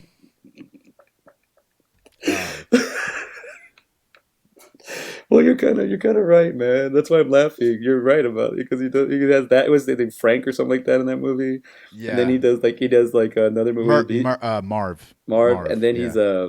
Blacklash in Iron Man with his hair all the way down, and then he's Hmm. the wrestler. All he's supposed to be mangled. As long as, Yeah. but dude, I saw the movie Diner, and a young Mickey Rourke, soft spoken, like beautiful looking man. Like he's dangerous. Yep. Apparently, I was listening to JRE, and he was saying that Mickey Rourke wanted to be taken serious as a boxer. Like he's wanted to be like in his mid 20s, decided to be a boxer, and he was boxing with professionals, like real professionals, and apparently that they would be like, "I'm gonna pepper him up," is what they would the expression where you just kind of beat somebody in the face, like you Hmm. like, "Oh, you pretty boy." So they're tagging him, and then he went down the road of plastic surgery, and we know how that works. I thought he was in a. Wasn't he in a motorcycle accident? I mean, he was in a car accident, but I mean motorcycle accident, but I don't know if it was the now we got to find out. No, I think that's why he had the plastic surgery. I mean, there's could be tons of reasons why, but Yeah, I think that was the main catalyst, though. it was a motorcycle, right? I believe No, because I mean, because because for Michael Jackson burning his hair to turning his skin white, that's not like that doesn't connect. You yeah, know, yeah, you know, you know what I'm maybe, saying? Nah, that's maybe he not. got discolored in one part of his head, and he's like, oh, it's all got to be white. Yeah, Um, we're definitely going to say that your credibility on this show is getting a little bit up there with the with the fan theories cases. listen, man, I'm devil's advocate, bro. Like I'm trying to. I'm not even trying to be like sorry, I didn't mean. I'm I sorry. want to support Michael Jackson. No, dude. Yeah. Let me tell you this. Sorry. With Mickey Rourke, it's kind of. I'm not even trying to be like a. I just put Mickey Rourke motorcycle accident, and it basically there are all these photos of him from when he was younger till now, and I'm like, well, that's like a 40-year difference, man. Of course you're gonna look different. All right, personal life, political views. Yeah, don't care about dogs. Really, Wikipedia dogs? A whole section on dogs for Mickey Rourke? Okay, maybe he's well known as a pet lover. All right, all right. So it's why he had his comeback. All right, sure, Well, cool. let's put this like this is some random post on Reddit 4 years ago. Mickey Rourke motorcycle accident missing. A while back, I remember reading that Mickey Rourke had gotten into a motorcycle accident, which led to him a series of plastic surgery. However, upon searching again, I did not find any information about his accident, and only information that said his surgeries were routine in his tumultuous past. Um, Yeah. yeah, I mean, I'm assuming this person is just looking for stuff off resources off internet, and but I mean, this is our library, so if it's not on here, I don't know what the. Okay. All right. So, all right. Boxing promoters said that Rourke was too old to succeed against top level fighters. Indeed, Rourke himself admits that entering the ring was sort of a personal test. Just wanted to give it a shot and test myself that way physically while I still had time. And this was in '91. Had to go back to boxing. So 1991. So he'd already had a film career. He'd been in what the Marlboro Man and Dude, no, he's um, been on a lot of stuff. Like in the yeah. '80s, he was like, I mean, So from the early '80s. yeah, okay. And so at the end of this little kind of paragraph thing, it says Rourke's boxing career resulted in a notable physical change in the 1990s, as his face needed reconstructive surgery to mend his injuries. His face was later called appallingly disfigured. That's really kind of rude. Well, this when and anybody listening, this is exactly like we're checking this. This is a fact check. So now we're either like we're seeing what's out there. It's not really like we're saying that this is what happened and that's happened. Like it's just what's out there on the internet. What I'm trying to explain is Ben said he thought it was from an accident, and now we're finding out that maybe it might be from a boxing. I don't know. I heard it Yeah. from JRE. I don't know. You know, it's like I didn't. It's not Yeah. like I No, heard I it. mean, but J- JRE is, I mean, you got to kind of listen, especially when it comes to boxing and MMA and stuff like that. I would definitely take his word. The only thing I remember about the accident was that somebody said that it wasn't like James Dean-ish. And I think I do remember him getting in an accident, but I don't remember. I don't think that That's was the so excuse. funny because, yeah, I don't see anything became overshadowed by his personal life and career decisions. Difficult to work with him. Working with Mickey was a nightmare. Boxing, arms dealer, Willem Dafoe. Yeah, Yeah, because dude. dude, So Mickey. yeah. I mean, I don't see anything about. Um, I mean, it's not like a. You would figure it would be like if it was that big of a deal, it would be like a highlighted section, like motorcycle accident. I'm not seeing it. You're absolutely right. Yeah. So let's put Maybe this way. that's just one of the urban legends. And speaking of urban, Carl Urban, Carl, Dredd. Carl. I was gonna do this one, and let me see. Come on, Carl, Carl, let's go, Carl. Are you talking like Walking Dead? Is that the connection with Herschel? Come on, no, Carl. Rick. Come on, Carl, Carl. There's like YouTube channels dedicated to him just saying Carl, like, and they're like 11 minutes. You said Rick, like Rick and Morty. Look, Morty, we're gonna. I don't know. I was That's watching. actually not too bad. I saw an episode of Rick or the Rick and Morty the other day. I think they're on season 5. Or is that? Oh Yeah, no, yeah. I no. watched season 5, episode 1 on YouTube the other day. So yeah, Oh no, thank you, YouTube. I saw the episode. I saw season 4, episode 1 the other day, and I was like, oh shit, I forgot. I'm 2 episodes behind. I was 1 and 2, and now I need to catch up. Yeah, I know you did because we'll let everybody know that we share an HBO Max account right now, We sure. and so on the Watch Next. So what happens with Watch Next is if there's a new episode that pops out, it's like, oh, watch this next. So I was like, holy shit, they have it on here. And I click on it, it still says season 4. I was like, CJU. Were you fucking with me? That's what I was thinking. Have But you then, have what? no, I'm just saying. Luckily, I went on YouTube, and I think because like last time it came out. First off, I was moving last time Rick and Morty was coming out, on a weekly basis. So almost 2 years ago. But I didn't catch the last half of the fourth season until it came out on HBO and Hulu, and yeah, this time right on YouTube, I'm like keeping them up week to week basis before it gets pulled because you know how that stuff is. Like it'll get Yeah. pulled eventually. Um, Well, the but thing, have you noticed that some of your movies are being finished? yeah, So like Rocky the other day, I had to figure out where I was there was because I not had even not even the movies we're watching. Like I'm finishing your other movies. what I'm like, what is movies? like this other movies I'm saying? I don't even know the titles. Like there's y'all watch a lot of movies like that aren't even like I don't know. It's kind of I feel like they're the you and the couples watch. Oh yeah, It seems like a date night kind of thing. So the movie will go either it's either like you watched it and then you switched it and you watch another movie, or just like or it's either you're watching a movie and then you have to stop watching it. So I've started watching it from where you stopped it, and I don't know what the movie's about. So I just keep you going. you know what's crazy is I actually kind of enjoy that because whenever I had cable way back in the day, I would love like getting on Stars and HBO and just like, oh, I know this movie, and just clicking halfway through it and then just being able to watch it. Dude, I did Um, that the other day on Amazon has live, and I like that because they were showing. really? Yeah, they have a live. I think it was Amazon because they were showing Monster Hunter with Mila Jovovich, and dude, I was like, I really want to watch that movie, but and it was like halfway through it, so I watched it from the middle to the end, and I hadn't done that in years. But Yeah. I was like, all right, this gives me a reason to watch it now because I feel like that's a popcorn flick. I don't feel like I. It's not like when I watched Memento. Did you ever see Memento? Christopher Nolan. With Guy Pearce? Yeah. Or no, not Guy Pearce. No, it's Guy Pearce. Is it? Yeah, it's Guy Pearce. No, I haven't seen it. It's the one the guy writes the tattoos on his body. You Yeah. see So it, yeah. so I love doing that Bugs Bunny thing all the damn time. It's like, oh, like I'll have people at work like, oh, have you seen this movie? Oh, with this actor, this actor, this actor. Yeah. No. No, haven't seen it. Well, I mean, you could read about it, I guess, but that movie, I would do that. I'd go in like halfway through it and watch it, and then it would be I'd be like, well, I don't get this movie. So it wasn't until I sat down and watched the whole damn thing where I realized I was like, oh, you're supposed to watch it from the beginning to get this movie. So don't really watch movies halfway if you, on all, or I don't know. I was doing that, but Carl Urban. Man, like, so this is he? I think he's dude. He's already done what Star Trek by this time, Dude, the remake. he's been in Lord of the Rings. He's been Lord, in yeah, he's. I mean, I always feel like he's a underground actor. Like he's everywhere, but yet, nowhere. yeah, I can't hear you. Sound kind of really far away. Oh, sorry, 1 minute. I'll be right back. I'm here. Let's see. Oh well, Okay, there it is. All right. Sorry.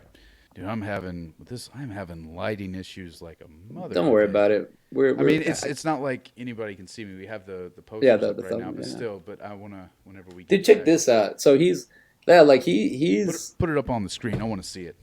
Oh, you was what? I thought it was like trivia or something. Oh no, I'm looking through his IMDb and just seeing out what he was in. Like man, it's like he had all these movies where like he's in White Fang, the TV series, like when he was younger. Hmm. Like he has a few movies from like the '90s. From he started in '91 on a TV show, and then he's got a couple of stuff, and then all of a sudden he hits Hercules, and he's in it, and from '96 or '98, The one and with then I think Kevin Sorbo, oh, you're talking about I was thinking Young Hercules with Ryan Gosling. yeah. No, I don't know. I think it's just this here. I think it's the Kevin Sorbo one, and then it says it has all this stuff. Then all of a sudden he's in Ghost Ship. Do you remember Ghost? Did you ever see Ghost Ship? No, Yeah. but I know of it. Yeah. So then he's in Lord of the Rings, Yep. Chronicles of Riddick, The Yep. Bourne Supremacy, Mm-hmm. Doom. So I Mm-hmm. didn't. I watched. I didn't. I don't remember him Ghost Ship very well, but I do remember Doom, and then Chronicles of Riddick. So he stuck out to me there. And then he plays Bones in Star Trek. And by the way, he looks so authentic as the Bones from the TV series or from the not even just from the '70s. Mm-hmm. Like he looks. It looks like the. I'm sorry. I didn't. I really enjoyed his acting in that because you felt like he was you felt like it was a good acting performance just by the way he was, you know? Like just how he kind of made you feel. Like I enjoyed that part. I remember I went and saw Star Trek 2009 in theaters. Uh you have Chris Hemsworth, you have everybody in that movie. It Oh seems like yeah. you have Zoe Saldana. Like you pretty much have the entire MCU MCU. and DC in one movie. Um yeah, man. It's oh, and speaking of kind of like that movie um wasn't really underrated. One movie that kind of flew under the radar, no pun intended when you hear this one. Stealth. Stealth. Do you ever remember watching that movie with I Jessica watched it. Biel I and watched it Jamie at the Foxx? theater. Yeah, I watched it. I got to rewatch Dude, that movie. I think yeah, okay, so yeah, I had it on UMD, so that little disc for PSPs. Yeah. I had it on there, so I would like have it sitting and I'd watch it while I was going to sleep on my PSP. That was a really good movie that kind of flew under the radar. I just wanted to bring that up because it's on my mind and I wanted to mention it. I Carl don't know. Urban is not in it, but I'd have to rewatch and look at the intricates of Stealth. So far, it's a popcorn movie for me. It's a bar yeah, movie in the background. I didn't think it had anything really that stuck out. Jessica Biel's, I don't know, whatever. Like that, still trying to show off that sexy stuff. And like, now at this point, I want to see. it We had want to the see. fray in it. So I was watching Grey's Anatomy back then, and yeah, it had the fray. I I was like, oh wow, how to save a life? Wow, okay, cool, yeah. I love the Fray though. And then when I would get drunk and we were younger, I would in college I would do well the when I was to go to university I would get drunk and sing those songs like I like and you know best. But here we go with your Yeah. hero ABC Warrior. That was the name of the robot in Judge Dredd. ABC Warrior. Yeah. Oh yeah, that's true. Oh, Uh, so Carl Urban, let's get back to Dredd, man, because I thoroughly enjoyed this movie. Well, Like, just by looking at look, it says Carl Orban insisted on riding the Master motorcycle himself. So that's him on the damn thing. all right, And so he learned that. But just by looking at his IMDb, it's just think he's had good roles. He's a good actor. I and to mean he, completely cover his face the entire movie, I mean, they had to get a but little bit of pushback on that. Like, no, no, no, and I don't think so. No, look, this is what I'm trying to tell you. In 1995, they knew not to do that, and they did that. So they know in 2012, you better not take the mask off.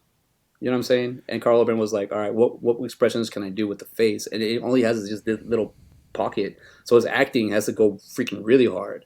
You know what I mean? Like okay, that's true. he That's true. only has that little bit to like work with. But nah, dude, I think because they had the fans, that's what I'm saying. Judge Dredd, it pulls out all. It doesn't matter if it's good or bad. It pulls out everything that you need to see, so you can put it in Dredd. Now the thing about Dread, I think it's honestly anybody can hate me. I think it's more of an eye candy movie at this point Oh, when I'm it looking was at. all about 3D, and the 3D effects in this movie would have been amazing. Like if ever I get a 3D TV at this point in time, yeah, this would definitely be one that I would buy in 3D. Did you watch this at the movie theater? No, no, no. Okay, so I'm trying to remember. I remember I did, but I don't remember if I did the glasses or not. I can't remember. But Let's see. This is 2012. yeah, I I think mean, so. 2000.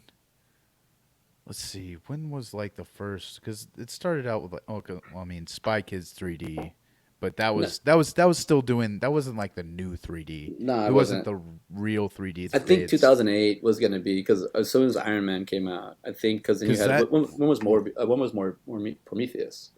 That was like the oh that height of was all that. 2012. That was 2012. 2012. So yeah, Yeah. Prometheus. So yeah, because Prometheus was, dude. Prometheus. I watched it.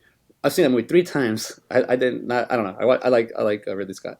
So I put on. I watched it with the glasses. I watched Prometheus, Hmm. and then I watched it without the glasses. And I said I have to go back because I cannot watch that movie. I can't leave it like that. It's a completely different movie when you watch it. The 3D space they made that movie intentionally made it for. Hmm. It brings you in.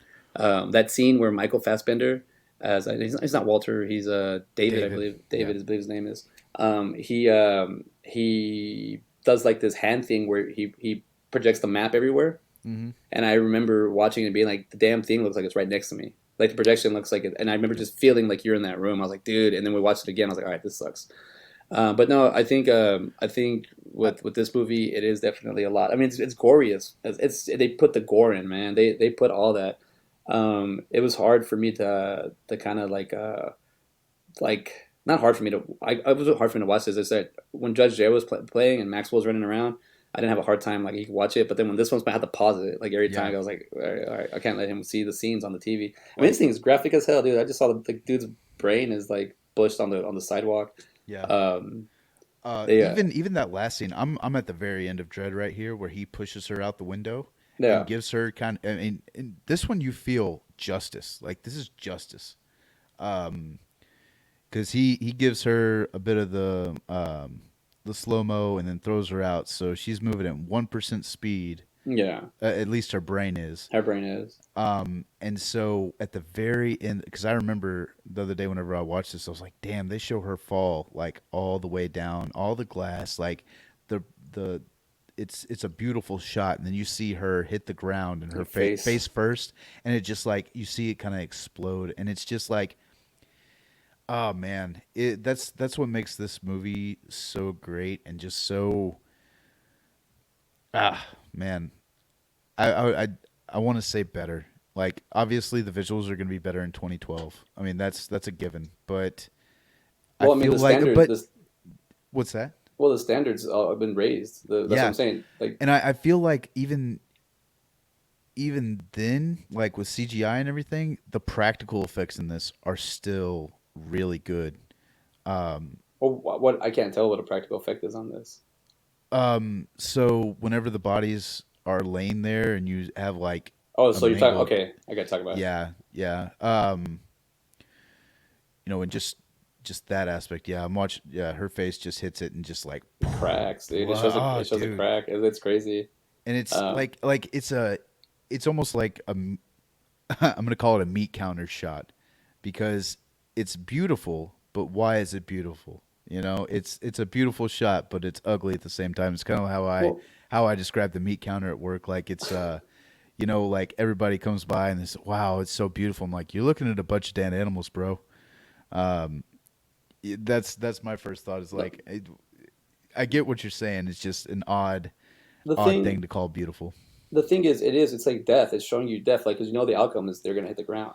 You Yeah. know, I've heard, and I don't know if this is a true thing, but about the freaking when you fall off like a high point like that, apparently your heart will blow up and it'll kill you. But then again, you've seen videos of people falling from a airplane and their airplane or parachute doesn't deploy and they hit the ground and they still survive. So it's Well, like, maybe it's a no. Well, yeah, that kind of sounds like the whole throwing a penny off the Empire State yeah, that's building is gonna kill somebody if it's because it reaches such velocity. a yeah. Yeah. I don't. think so. We'll have I to don't go want. remake Yeah, and that's try that. scary. I remember hearing that as a kid, and we are like, "Oh Yeah. crap, that's high." That sounds like one of those Uh, like urban Carl Urban legends. Carl Urban Legends. Um, Well, I also so think where is Carl Urban from? Is he English? UK. I think it's UK. Okay, okay, that makes sense. No. New Zealand. Sorry, Oh, Wellington. Yeah, so he was already at the Lord of the Rings. He was born in Lord of the Rings. yeah, he was basically him. Peter Jackson. He's like that guy.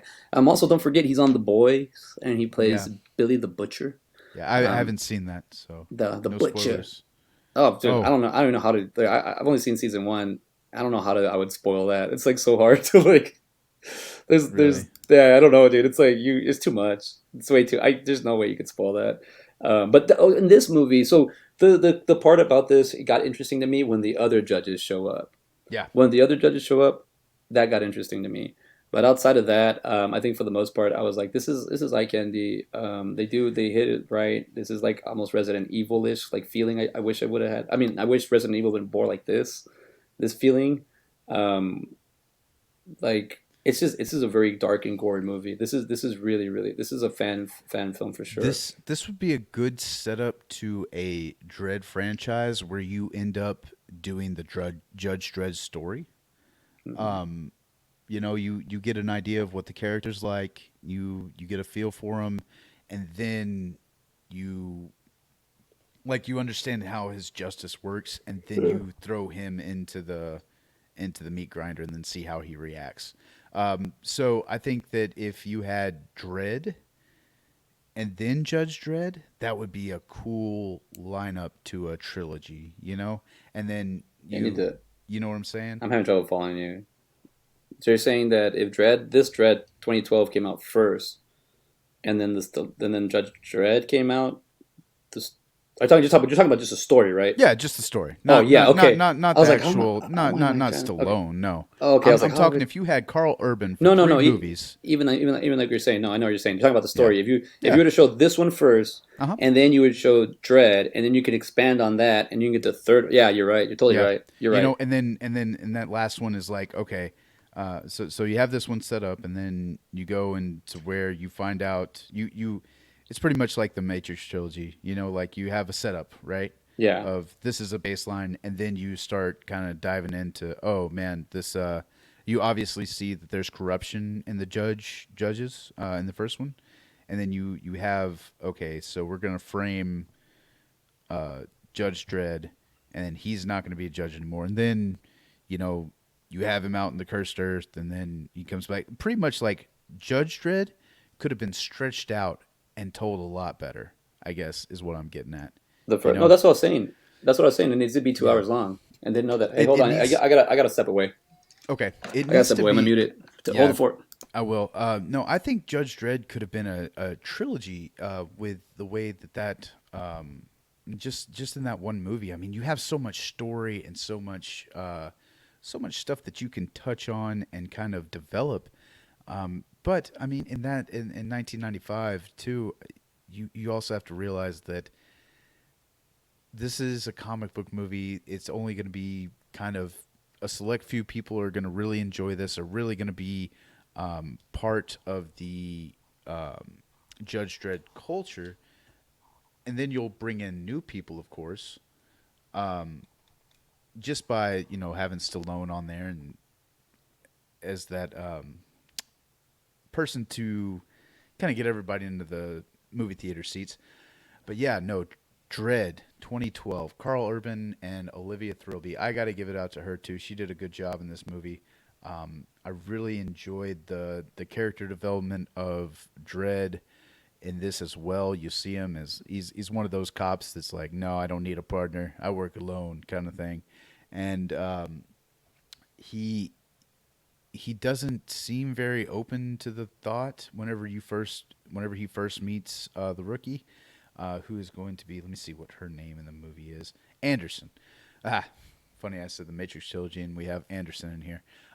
So whenever you first meet her, she's new. We're testing her out. We're going to see how she does. I think even I don't know if it's in this movie or in the first one where they say that Judge normally doesn't. Actually, I think Kay, who was played by Let's see here. Wood Harris, he even says to her, like, yeah, I mean, most judges don't even make it out of their first day, stuff like that. I think they even mentioned that in Judge Dredd 1995 as well. Um, that a lot of people, I mean, they even showed it with the rookie getting shot on his first day, um, and all that.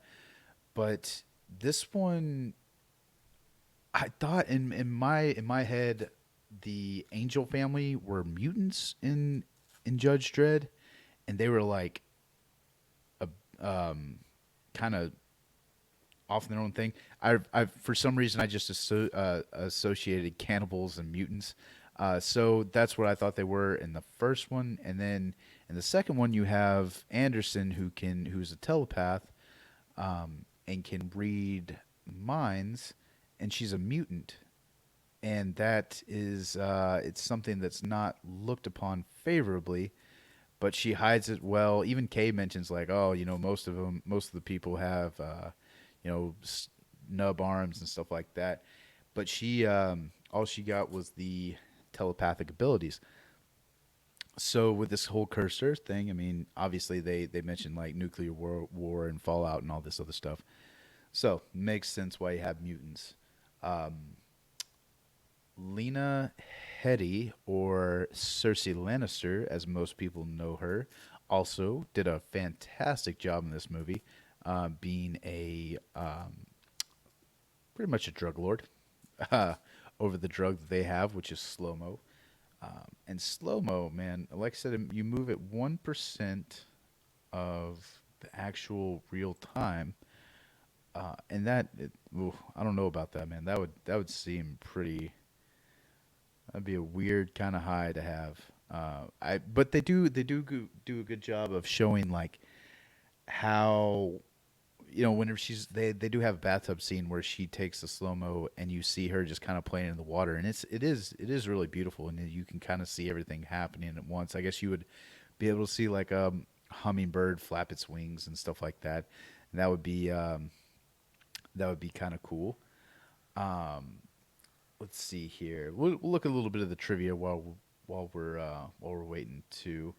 Um, in a scene just before Judge Dredd and Anderson travel to Peach Trees, all the crimes of Mega City 1 are shown on the computer screens in the Hall of Justice. One of the first screens shows a crime being assigned to Judge Hershey.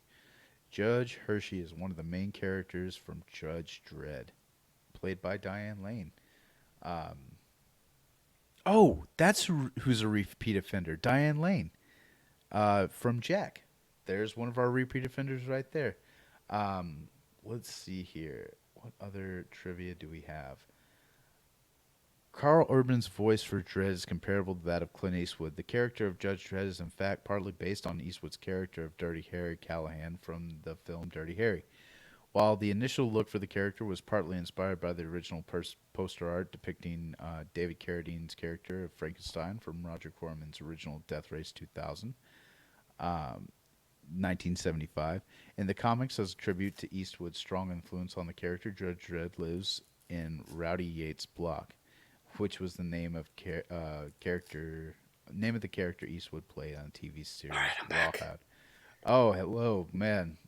Guess what? Guess Could what I you learned? molest my ear a little bit more? God bless you. Why? No, molest my ear a little bit more.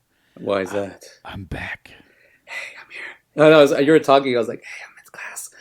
No, sorry. Sorry, everyone. My child is needing some attention, and I'm not neglecting him, but I have an eye on him. He woke up. He just woke up, and when he woke up, I wasn't next to him, and he freaked out. So I had to do the Go dad and stuff. yeah. Yeah, he Oh, was go freaked. for it, man. I feel like I held the fort down pretty good. Awesome, awesome. I'm gonna look forward to Also, it. dude, you know what I realized from Judge Dredd, we didn't mention our repeat offender Diane Lane Oh yeah, oh yeah. from Jack. Yeah, Jack and and who? wait, technically, does Snyder Cut count as a side by side Oh regular? shit! Yeah, yeah. No, it totally does because we yeah You, she was in Justice League either way. yeah. So also, oh yeah, you're right. And also, you know what, dude? I had down Diane Lane, and I never brought her up. You're right. We Yeah, did have a. And did you hear the? Did you see the repeat offender right away in Dread? Once they get inside, we have a Mister. He's from Diobia Opare. Diobia Opare, the paramedic, TJ, the paramedic. The guy gets shot in the head. He goes, "Can you testify?" And he goes, "Yes." And he shoots him in the head. That guy, he's in Moulin Rouge. Wait. In Judge Dredd, 1995. Dredd. Oh, Dredd. Yeah, the guy that gets shot, the paramedic guy. Oh. Okay. Yeah. No, I didn't realize that he was. That was okay. Yeah, I remember Cool. I got that faces thing down pretty well. And you know who else I thought was in it Yeah. because of Kyle Urban? I thought was one of the guys from the guy who played Duke in Doom. I thought he was in it too because these two guys are in it. He's in Doom. Both these Carl Urban and Diobia. He's in. They're both in Doom. Oh. Okay. So Well, that's let's what I see thought. here. Wood Harris sounds really familiar. Have we had him on the show before? Wood He was the Harris. guy who played K. Yes, we Uh, have. He plays. Remember, he offended last week in Creed. oh, that's right. See, okay, good. I'm He glad I offended brought him right up. away, man. Yeah, no, I Yeah. forgot to bring that up too because he's remember the Titans. I also wanted to bring up Remember the Titans. Is like is that movie even been able to play on Disney right now, or is it too? I'm sure it is. Yeah. Is it gonna have a big well, we do not endorse this movie, but it's one of ours kind of thing? Why? Yeah, Why? so Why do you think they wouldn't endorse it? because it's like 1920s racism and stuff like that. Yeah, but they do. Yeah. Yeah. Well, they got rid of the crows. They get rid of everything. Like instead of Yeah. learning, I don't know. I don't got nothing Dude, to say. what was it I watched the other day? It was Aladdin. They had like a disclaimer on there, like this portrays negative um, Like images of yeah, stereotypes of um, Middle Eastern countries or something like that. I my was just like, yeah, I was like, damn, and I'm talking like the the animated Aladdin. Yeah, and if you watch it from the like, if you'll see sometimes they'll say like on movies where you're like, oh, this I remember this movie, and you'll look up top left, and you're like, this is a funny movie, and it'll say irrelevant, Really? like the movie is just irrelevant, like that. It's like it's that's what I'm saying. It's emotional. We can see your emotions and all the stuff you do, and that's why I think Oh, are you talking like irreverent, or no, is it it says irrelevant. It says irrelevant? irrelevant. Like some of them do. Like they'll just say Because this is I a know irreverent is I've seen that, but what I does haven't that seen mean? irrelevant. What does reverent mean?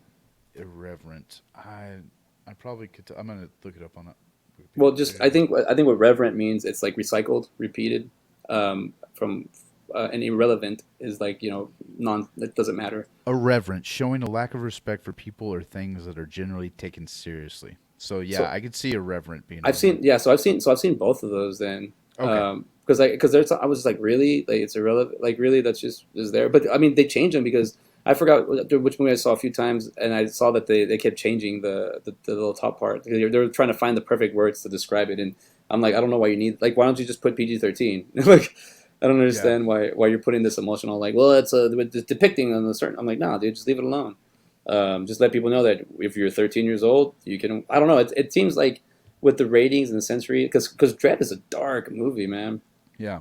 but Well, it's also it's if you're gonna go canon with the comic book, it's on par, man. yeah. Well, and you know what's funny about like the rating system and everything? Like I remember going to see Matrix Reloaded like 5 times whenever that movie came out. Yeah, I love that movie. And my dad took me to go see the first viewing. He took me out of school and we went and saw it the first day it came out. Um, and then like I went like a week later with my cousin and we went to go buy tickets, but they wouldn't let us buy tickets because we weren't 17. But my parents could buy the tickets and I could use the tickets, but I couldn't purchase them. You know? That's like saying, "Okay, yeah, you're you're not 18, you can't smoke cigarettes, but if my parents go and buy me cigarettes and then I can smoke them." You know what I'm saying? Yeah, or it's like that's yeah, exactly, or even like this, like I'm not 21, but my dad let me walk into this bar with him. Now I Yeah. can, he's I not can here. drink, yeah. I can drink. No, like that. Yeah, that's a great point, man. Because there's a lot of topics about that. How people were not able to watch a lot. I mean, granted, I did it. You would hang out at the theater all day. Small towns where theater is just performing all day and there's nothing to do. Yeah, you would watch movies all day, and it didn't matter. And yeah, like it is kind of weird how the double standards are. Yeah. It's Or always double standards. it's not like they really care. It's just like, oh, we need to cover our ass kind of thing, you know? Because Cuz Yeah. There was a guy that used to freaking buy PG-13 movies or rated R movies, and then he would sell them for more, so he'd make money off them. He was an older dude, and that's when I Scalper. first that's when I found out about the scalpel and the hustle. Because I remember one guy did it to me, and then the next time a guy honestly tried to do it to me, and I was like, no, he's trying to hustle me again. And then the guy's like, okay, I bought the tickets for $11, and I'm selling to you for 5. How is that? So I was like, oh yeah, because the other guy did it. The other guy was like, you can't get in that movie by yourself. I was like, okay, and he's like $17 for like 2 tickets. I remember being like, that's what I negotiated. That's what I negotiated. Remember when that was a lot? No, it was 250 were the ticket prices back then. That's what I'm saying. He spent $5 and made 17. He made $12 profit. Where I was like, I knew about that. I was kind of like, I never gone through the transaction before. And once you go through the transaction, then you're like, oh, okay, I get it. Um, like that's what I'm saying. There's a lot more depth in the Judge Dredd, but there's a lot of missing pieces to it. Yeah, There's a lot. there's a deep story in Judge Dredd. It just is too. You're right. It needed to be longer. It was only And what, like an hour and a half or yeah, something and like both that. of these, this is 136 and 124, I believe. Dude, I, but Judge Dredd felt like it was so much longer. I don't know if you felt that too, but it felt like it was like a 2 hour movie, but it wasn't.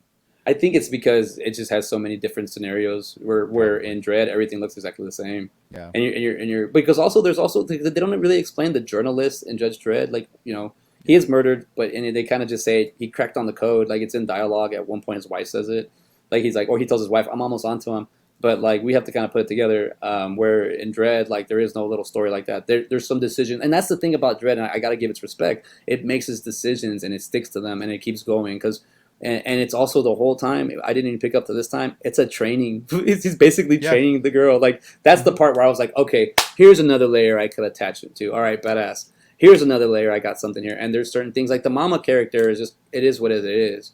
You can Yeah. make that. Like I was saying when you were stepped away. I was like Joe Pesci as the villain in Dread as an older man. Now that would have been scary. Like Or him as like one of the top judges. Is that what you're getting at? no, no, no. Judge Dredd is the villain. I mean, as Joe Pesci is the villain. Like Like Rico? no, like Mama.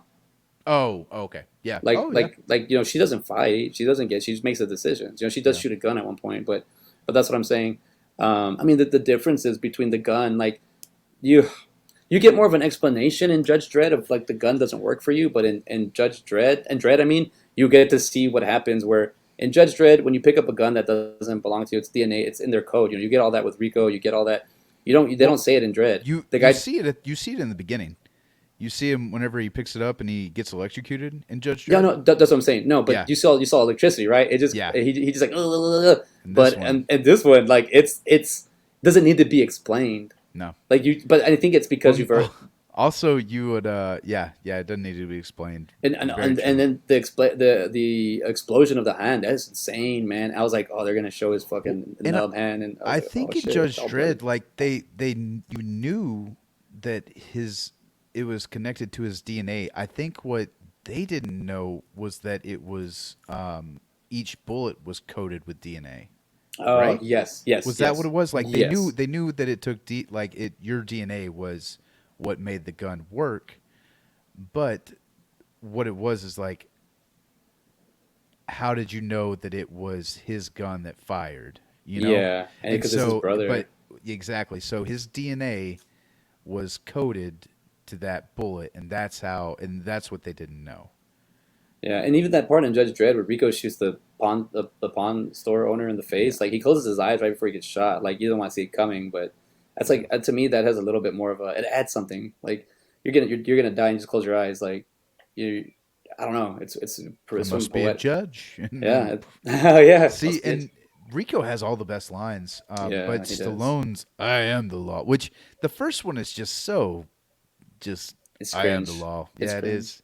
It is. And then, but whenever he's in the courtroom and he says it like Oh yeah, that one has a little bit more from the weight gut. behind it. I am the law. Wow, the law. That's funny that like the first one's just like but the one that everybody remembers is the one from the courtroom, and there's probably he says it a lot.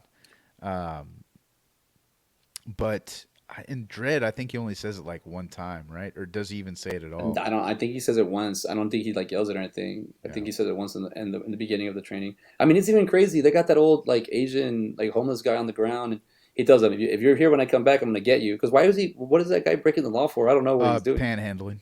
Oh, so you're not supposed to. You can't ask for money then, huh? Yeah. That's Well, I crazy. mean, So, that's today too.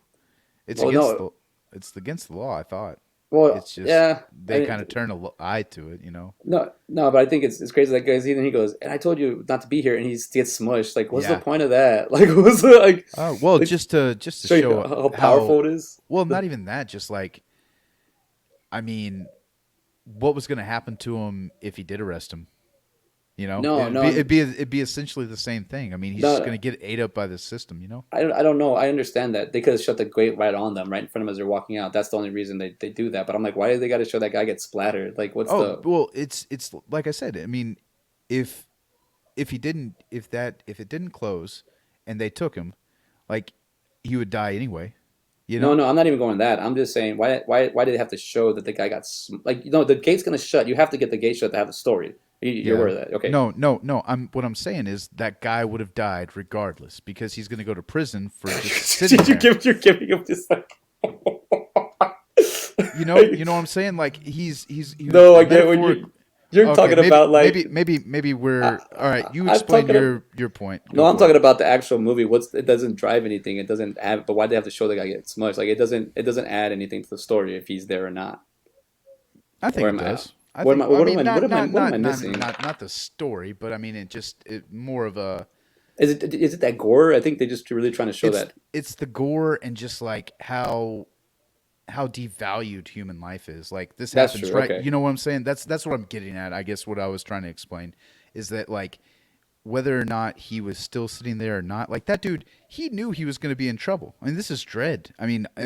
at least Well, in the first movie or in Judge Dredd, it's like everybody fears his name. In this one, it's like no it's one not. knows it's He's not him. as you know. Well, I mean, they know he has the name badge. No, no. What I'm saying is, I wanted. That was a point. I have a note for that. I go. I noticed that in Judge Dredd, like Dredd's name stands for something, and this one and Dredd, this doesn't. It doesn't. Not the same impact. You never have anybody going, "It's Dredd." It's never at one point, and he never like you. I think we just found out he doesn't do the "I am the law" like the way Yeah. the And it kind of Joseph. makes sense because I mean, aside from his big, name on his badge, I mean, if you're far away, I mean, like the in the first scene where the guys are like, does he say I'm Judge Dredd? Like whenever he announces it, I don't like, know. and if they don't, then how do they know it's Judge Dredd? I mean, they're far away; they Are you can't talking read the about Judge badge. Dredd or Yeah, or no, Dredd? Judge Dredd. Whenever Rob Schneider first gets Yeah, there, and no, he's it's Dredd. Yeah, they know it's yeah, him. I thought you were talking about Dredd. No, no, and Judge Dredd. Yes, they know. He's he comes out because of I'm that whole Judge scene. Dredd. They're Like, is using that what he says? no, no. I think they actually I don't know. I got to go back and look. I think they actually look at him. They notice it's Dredd because at one Yeah, point they. but how do they know it's not another judge? We got to rewatch it. I mean, it's in the movie. It tells you. Like, it literally shows you in the movie. Yeah, I just can't I'm saying remember. if he's because he has the little PA speaker. If he says this is Judge Dredd, then okay, cool. Like I no got you. I problem. got you. But that seems to happen a lot throughout the movie. Like oh, this is Judge Dredd, or stuff like that. And they know who it is, even though you know I don't know Yeah, because he says like they're at 300 yards and those are only 200 yards yeah, rounds. So it's like he's aware of the. how far away. Yeah. No, I think when the little mic. I have it right here with the. I have it right here with the. What do you call it? With the caption on it, the subtitle. I think he does says. Let's see. He This says, is Judge Dredd. "I am the law." Then he says, "Man, I did like that incendiary. Drop your weapons." That incendiary and Dread when he shoots him with the freaking like napalm. Yeah. Blocks are under arrest. And I'm actually in real time watching it. Let's see. Let's see. How do they know it's him? No, the guy pulls out with the. No, the guy comes out with the freaking. Yeah, that's Dredd, man. The guy comes out with a microscope, with a binocular, with a Okay. lens. Okay. So see, Okay. that's what I'm saying. Like they knew it's so they know they're aware of Judge Dredd. Yeah. There's an expectation for him. Where in Dredd, like we don't know who the hell he is. Well, and And he has a reputation, at least with the police force. Maybe this is a younger version of Dredd where he hasn't, I don't know. well, I'm just talking about what I'm seeing, and what I'm seeing is that even like with the other, was it 4 cops that come in? Not even, Hmm. there's like 6 cops total. The 4 that show up and the 2 that are waiting. Yeah. They all, even the female, they all look similar. Yeah. They all like you can tell Diane Lane is in the Dread like costume when she's in the beginning, and then you can tell Stallone. There's a significance on the just the statue and everything, but the way they chose the characters for Dredd and the way they put them in, like they all look the same. They look like Dredd looks like them. Even and there's a part the last guy he has to fight, the guy that actually shoots him, which honestly that's I like that he gets hurt, he gets wounded, Yeah. like that he gets hit. That then that guy that shoots him, and then I guess that's practical effects too. I feel like that was practical and not CGI. oh, when he got shot in the stomach. Yeah. Yeah, I just think the movie's like 90% CGI though. Oh, of course. I mean, it has to be, So especially so with the 3D effects. I'm just saying those are nice little touches. yeah. But That's what I but like. Yeah. it got me thinking too because a practical effect doesn't necessarily mean it has to be in motion. Like you said, the bodies like that's a great practical effect right there. It Yeah. doesn't. I always to me like because CGI doesn't necessarily have to be in motion either. But I always think CGI motion and then practical effect motion and then when it's not moving, it's not a practical effect. I don't know. It's the way my brain kind of breaks it down where. You like if you're using CGI, I guess you'd want. In my opinion, I want to use it with something that I couldn't do, you know, prosthetically No. or something we could do like something that you need help because that's what that we like the thing I like about Jurassic Park is it's 50-50. There's prosthetic and there's CGI like but I mean this movie's all CGI but it works like it's not like there's something else I wanted to bring up about this movie. There's a scene and this movie came out in 2012 so I think this would have been perfect. There's a scene where there's a character where where Dredd and the trainee are cornered, and there's two of you and 10 of us, and they throw like that Anderson. There you go. They throw that like blinding little strobe light. Mm-hmm. I feel that there was potential for that character that comes out and starts talking to them. That could have been a Hector role. But I think then this is why they're no this I'm being serious about this. I think they didn't give Hector that role because they wanted to take this comic book serious and to give it to its due diligence, and they did it that way.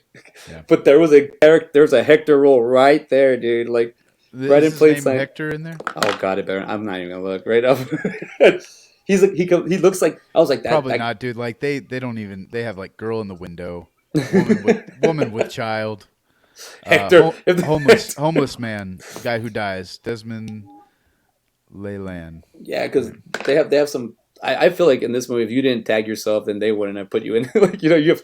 Like, I have a big scene in this movie. I get shot in the face. Somebody who's really kind of a prominent player in this movie, but not top billed is I always Domal Gleason. All right, he is the guy who has the robot eyes and is like Oh, okay. helping Yes. helping her throughout the entire movie. He is a great actor, by the way. He was in Harry Potter. He was one of the Weasley brothers. And then he was also General Hux in the new Star Wars trilogy. So Was he's damn. He yeah, doesn't even have a photo of himself. yeah. Oh no, wait, no, sorry, that's someone else. He was also in Ex Machina, or Ex Machina. Yeah, that one. That's actually his top build. What is his? Um, What is his? Which character is his name? In Dredd? let's see here. Let me go back. Clan Techie. Wow, he doesn't even have a name. Just Clan Techie. Oh damn! I think I did click on him earlier. Yeah. Yeah. You're right. He's been in. He's been in quite a few films, and his dad is John. no shit, he was in Double. Gangs of New York. Oh man, Don't tell me. it's not Jackie. No. Let me just read it right here. Let's see what it says. Who his father is. Sorry, let's see. I'll have to get it on my phone. Brendan Gleeson. Brendan Gleeson, and he's a fantastic actor. Great actor. He was also in Harry Potter. He was Mad Eye Moody. Yes. He's in 28 Days Later, too. Yeah, and he was in a movie with Don Cheadle called The Guard. It's like a dark comedy. That was really good, too. Oh, I want to watch that one. I haven't seen. I'll put that on my queue. He was in Burgess. Did you ever see that movie? Oh, yeah, in Bruges. In Bruges. Oh, there you go. Yeah. I know, dude. I said in Burgess as well, and this is whenever I was in college, and my roommate was like, he wasn't like really into film. He was into like those indie kind of films, like films that nobody really heard of. And I was like, oh, in Burgess, like in Bruges. Well, I only totally understand you because you're into the Moulin Rouge. So I know Moulin Rouge, you're into all the French. I know I don't know much. Um, let's see. I mean, I don't have anything bad to say about Dredd. I don't have anything bad. No. I was going in with like my mindset being like, yeah, you know what, dude, this guy does he does Whoa, did Gleason. you know that The Cure wrote a song for Yeah, Judge Dredd? yeah, it's at the Oh, end. that's what that song That's what is? that is. That's what Okay. I'm saying. I was jamming out to it, and I was like, man, it's Robert Smith. What? I had the headphones on and I was walking around and I was just being dad and the movie was done, so I was just walking around listening to it and I listened to the whole song and I was like, dude, that was The Cure, wasn't it? I was like, that. And then when you brought that up, I was like, see, it's cool. We haven't actually talked Somebody kill me, please. somebody. We got it. I love Kill that movie. me. I want to die. I watched that the other day. It was So totally holds up. Olivia Thirlby, Thrillby. what is she really known for? Because honestly, dude, I think she's This beautiful in Dread. Like I think she's beautiful because like, there's something that sticks out. It's it's the her. blonde hair, dude. Like Yeah, I've but seen her I with the guess black hair and the darker hair. The blonde hair. I think that makes her more attractive. yeah, you're right because it reminds me of Anna Faris from Hot Chick. Yeah. And Oh for some yeah. reason that like that she's the blonde or whatever, but something that character she plays that just reminds me of I guess someone I was in love with or something where I'm really like, man, I really like that character a lot. Yeah. Um, Well, in Scary Movie, like they had her dye because she's originally blonde. Like, but they she's had her been dye her black. hair. Yeah, they had her dye her hair black. I don't remember that. Because I think that was what it was. Is she looked uh, too attractive? Maybe Not that's true. you know. Maybe that's true. And then As far as Olivia Thirlby goes, the one thing that I remember her from, and I said this to you earlier too, was the Whackness with Josh yeah, Peck.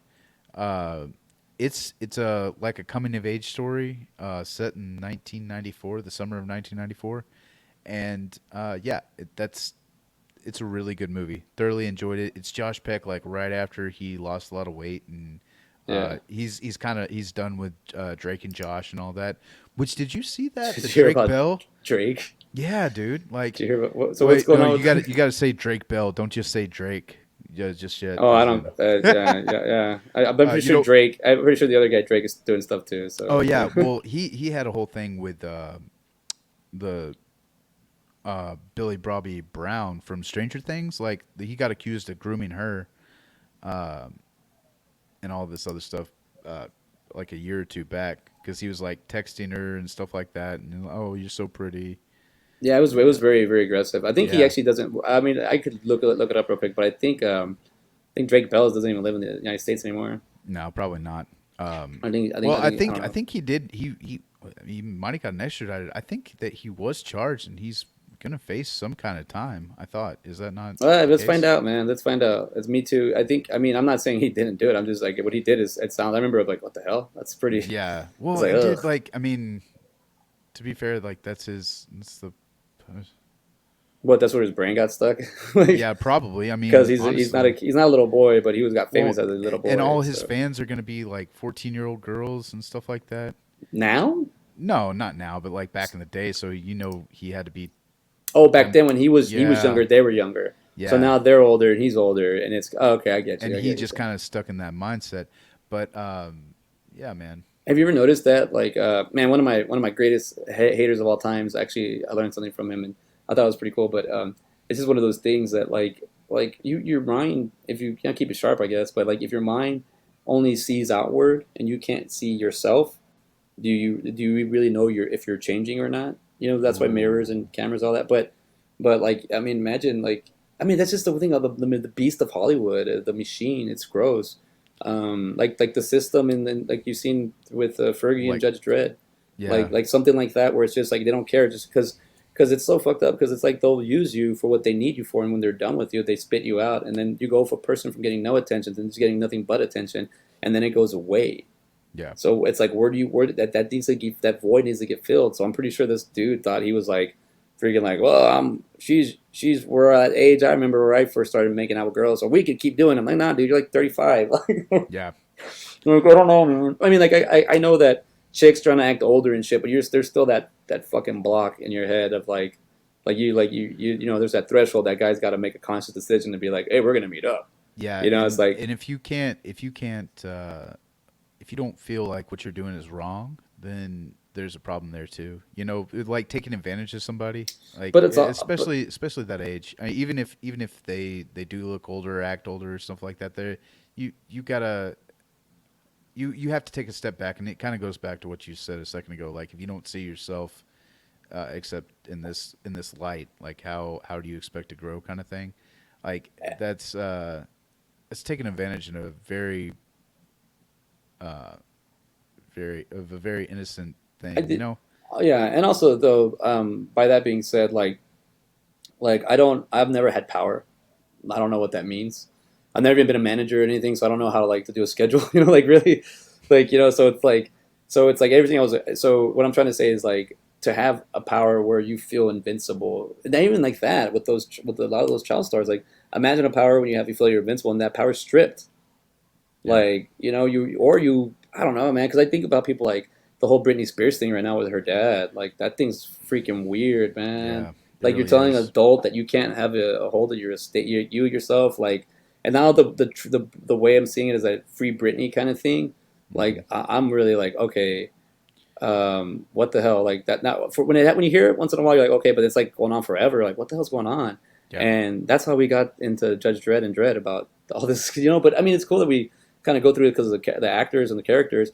But I mean, that's another thing. Like Britney Spears, like not being able to like leave her house, not see her kids and stuff like that. Like, okay, who's controlling her? That's like, Yeah. Oh yeah. it's and you have there's tons of stuff. So it's like And I mean, she was in the Milky Mouse Club, dude. Like yeah, it wasn't like she was like, oh, I want to be a pop star. It was like her parents had to have been a big actor in her wanting this, or not even wanting, but you know, leading this lifestyle that she does. There was a lot of push, you know. yeah, and it's also because I honestly she's perfect. Like she's perfect for that role to play Yeah, that. Like it was just like her dad.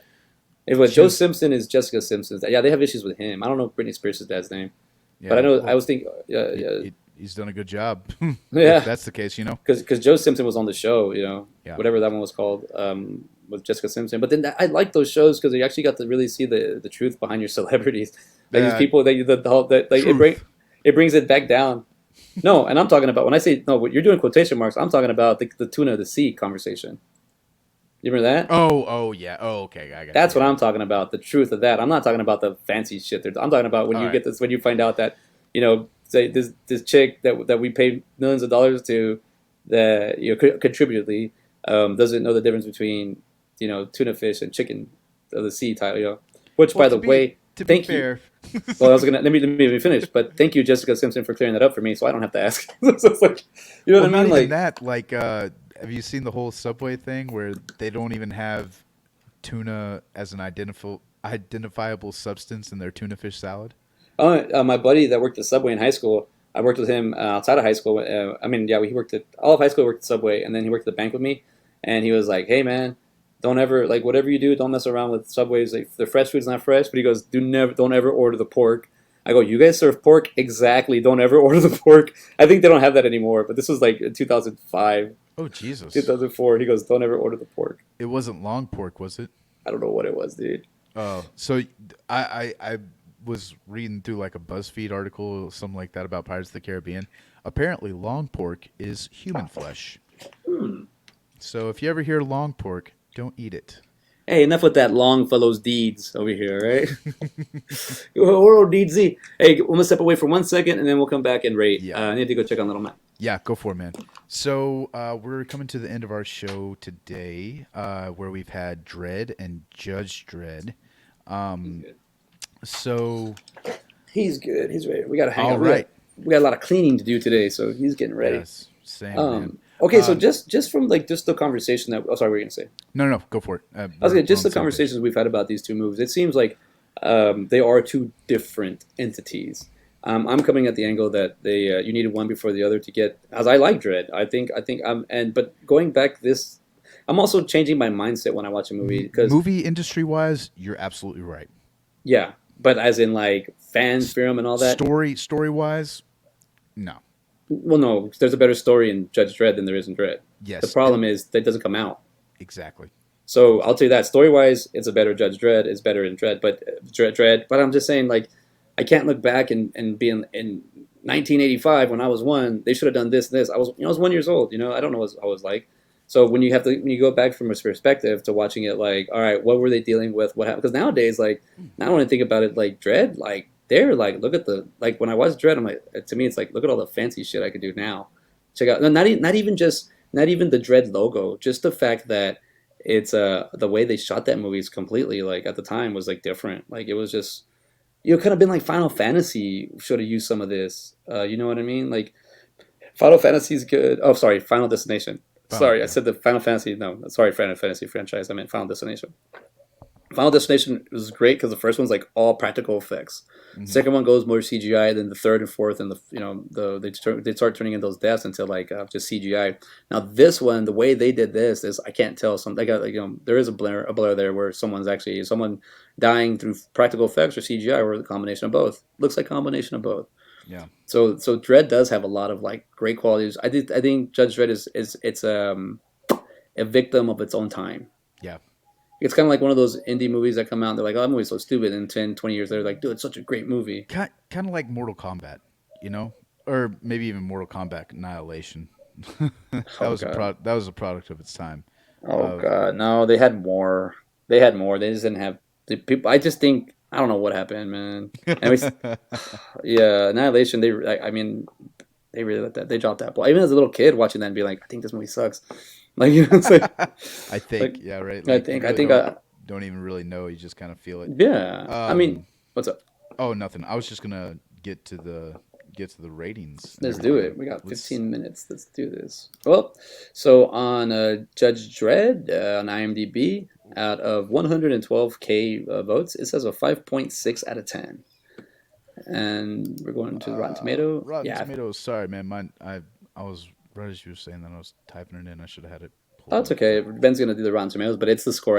I guessed the score right. Almost right. oh, Almost right. all right. So let's see. For Judge Dredd, for Yeah. Rotten Tomatoes, I'm gonna Yeah. say a 65. For the tomato meter and for audience score, I'm gonna say a 74. You talking about for Um, Judge Dredd? for Judge Dredd, yes. Oh, man. I With don't know, man. Stallone. Let's Because he see would. here. Come on, Those are load. All high, right. dude. Really, you think so? Yeah. I can't even remember what I said for the tomato meter for Judge Dredd. You said 65 and 65. 70 Yeah, and the yeah. 70, and I'm gonna stick by that. I Let's was see. I was thinking teens. Oh, dude, no. This has star power at the very least. Um, let's see That's here. true. You're right. Well, maybe you found something because it's. I think Oh you're right. shit, Judge Dredd's 22%. Yeah, dude. But I think what you said, Uh-uh. the star power at least gives you a quarter of percentage. Like I'm telling you, that's what I'm thinking. I think Judge Dredd is. That's for 1995. You're gonna give it a 22%.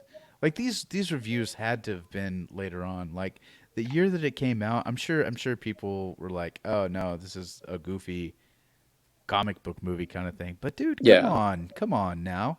This it's a solid movie. It has a good story. Now, does it flesh it out very well? No, but there you have to give a little bit of credit. Jesus Christ, twenty yeah. two 22. percent. No. Dude, All right, so let's. Sorry, I was just kind of appalled at that at first. go for it. Keep Well, going. so Judge Dredd, 1995. The tomato meter is going to be 22% out of 55 reviews. Very low amount of reviews right there. And then audience score is going to be 30% with 100,000 reviews, which is also very low. I figured at least the audience score would be a little bit higher. Yeah, The critics' consensus is Judge Dredd wants to be both a legitimate violent action flick and a parody of one, but director Danny Cannon fails to find a necessary balance to make it work. I don't feel like it's trying to be a parody of anything. I think that's not a very good assessment of this yeah, movie. Just because I think at this point you've probably had parodies of superhero movies and you think that's what it's supposed to be like, but no, this is what a 1995 comic book movie should be. yeah. 100%. Let's see here. Let's do Dread. Let's see Well, what we got. dude, I was thinking like like when I was guessing, I guessed the 20 for tomato meter, but I had guessed like a 46 for the audience. This is I very Yeah, that's very surprising that it was that low. surprising, but even at that, like I think what you said, star power. I think that just gives this thing a shred of credibility, and it's a way better movie than it needs to be. So this is the thing. Like I said, it's like a pioneer movie. What else is there to compare it to at that time frame? There's really Yeah, not much. no. And then to top it off, like. I mean, even like Flash Gordon is it. That movie was very like, I guess, a comic book advanced kind of thing. But even that's super dated. That's like super dated. And but everybody loves that movie. Like Flash Yeah, Gordon. If I look it up real quick, I know it's gonna get a lot of love on that. But man, that's pretty. It's pretty low. It's yeah. pretty low. Flash It's Gordon, it's Sam Jones. it's kind of stupid how low that is. That's almost embarrassing that people think so poorly of this movie. Look I at mean, to this. be quite fair, what's up? What do you got? 1980 PG Flash Gordon, tomato meter 83, audience meter 69. Yeah, no. See, I was expecting something like opposite of that, like 6983 for Judge Dredd. But Judge Dredd is it's I don't know. It's just I think that narrative of like it's not like the comic book, and I'm like, well, how many comic books have you read? Well, none. I'm like, then why are you talking? Yeah. It's like, well, how do you associate yourself with this? So Dread, what's IMDb say about it? It says right here we have on the IMDb out of 259,000 stars or casted votes. I forget how to call the rating thing. It was 7.1 out of 10. Okay, that's not bad. Um, See. so our tomato meter is certified fresh, 79% on the tomato meter for Dread. Audience score is going to be 72%, which just kind of blows my mind, honestly. With this, I don't feel like this movie got any press, and it's Yeah, yeah, certified press or certified fresh on the tomato meter. yeah. That's crazy. Um, Not to say it's not a good movie. I totally believe this movie deserves that credit. It's a beautifully shot movie, all that, but it's just surprising. Fueled by a bombastic violence and impressive special effects rooted in self satire and deadpan humor, Dread 3D does a remarkable job of capturing its source material's gritty spirit. This review had to have been like as the movie came out because you refer to it as Dread 3D. Yeah. Oh, that's true. So that's a fair assessment. I completely agree. I don't like I said the self satire. I don't understand where people are getting this from. I don't understand how this is a satire of even I, Judge Dredd. I, I, I don't understand where they're getting the parody and the satire from. Maybe I'm just missing it. Do you see any of that? no, no, you're right. I'm with you. I don't get it, Okay. man. I don't get it. Like, I I mean, I don't understand where like I completely agree with that assessment, but the satire part is just I don't quite understand where they're coming from on that one. yeah, fueled by bombastic violence and impressive special effects. That's the thing, man. This is just something that's like this is where this movie could have easily slipped into like raunchy, like slasher kind of thing Hmm. with all that. But they shot it. I mean, literally, people are just dying in this movie. That's all Yeah, there is. There's really no plot. I I mean, mean, there's no driven point. and not to say I wanted to see this, but you don't even have like Mama trying to. I mean, they said she was a prostitute at the beginning of the movie. Like, and you would figure she would try to use. I mean, obviously she's all cut up and disfigured and stuff, but maybe use some of that little femme fatale to come on to Dread. I'm glad they didn't because I feel like it would kind of destroy her character a little bit. But you almost kind of expect like if they did that, then it would be like kind of maybe a little bit of. I don't know. I don't know. I I think don't. I think here with Lena Headey Yeah. as Mama, like it's hard to make a beautiful girl ugly, and they had a good time Oh doing that. well, and it was easy to make her ugly because she played Cersei Lannister on Game of Thrones, and she is beautiful in that, but she is just an ugly person So she's through she, and she through. she understands. So she Yeah. she she knew what she was doing. But I just think, I mean, this thing, I feel like this movie it scores higher because you can compare it to Judge Dredd, Yeah. and if the shoes were on the other foot, If they were saying which is a better Dread movie, we're gonna go with the 2012 version. Is what everybody's saying essentially. yeah, essentially. But I'm like, you gotta go back and look at it, and you can't just it's like there's a lot to it, which I might you shouldn't go too deep into movies if you don't want to, but that's what we're here for. Yeah. And even at this, we just scratch the surface. We just like Oh you yeah. can only do Like do so much. with Judge Dredd, man. Like the cloning, like the the keeping a secret project and conspiracy theories and all this other stuff. I mean, none of this was. I mean, it wasn't fleshed out. It was just kind of a little bit. Yeah, Yeah, and that's with Dread. That's one cool thing about Dread is that it is entirely in one day. Like this is a that's day in the life of Dread. Dredd. Yeah. Whereas Judge Dredd, the movie is happening to him, and Dread, the movie is like a documentary of his life. You know?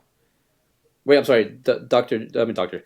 Judge Dredd is like a documentary. No, Judge Dredd is a movie happening to Judge Dredd.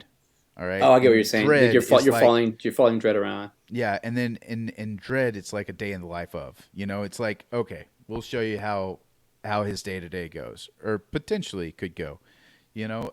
So I think that's well, I don't know what Look at else this. Look to at say this. that. In Italy, the movie was released with a 7-year delay, and it went straight to DVD and Blu-ray. So they didn't even get to see the special effects or anything. Like at this highest, they just saw Yeah, them like, wow. I guess it was because of the violence. yeah, this is a very gory. I mean, that's what I'm There. saying. Like this seems just like especially now what we're seeing that's coming out in 2021. This is like one of like this isn't this. This isn't this. But I'm saying like with the some people that have that like attitude in their movies nowadays, like everything has to have attitude. Mhm. I think this movie's like more walk than talk, but way too much walk. Dude, it's just so visceral, man. That's what's so great and terrible about it at the same time is that it just has no regard for human life. But that's they even say it in there. This is like we're a meat grinder, Yeah. like we're just churning people out, and they do, man. They Well, the thing that helps you out with Judge Dredd is you have this high council, so you have people, and that's what I was saying. That kind of has that Demolition yeah Man feeling. yeah But with Dredd, you're really just like the cool part is when you really keep thinking about that they're in training. That's the part you have to keep my mind in that this yeah. girl's learning. But as in just watching visuals and everything, it's just it's a shoot 'em up. But you know what else is cool too? Dred's learning as well. Oh, Aw, full circle. full circle. He learns how to care he, about he, people. that, Oh, dude, he wouldn't have let that one woman go. Like if he didn't have that trainee, he would have died. okay, let me tell you Let's this. Let me tell you this. So you're actually right. And but the other thing is, I don't like the fact that they just kind of give her powers. They just say she has this mutant power. But Oh, but it's you're because right. of it's because of the nuclear radiation fallout. Is The that the from curse. the Yeah, cursed Earth, right? So, yeah. Because but she but said but I think she even said she lived close to the. but they don't explain. Like, I mean, there's no other than them telling you. That's it. I Um, don't with that aspect of the movie. I don't think they need to dive too deep into it. well, This no, is but that's what I'm saying. They just band-aid put that in there.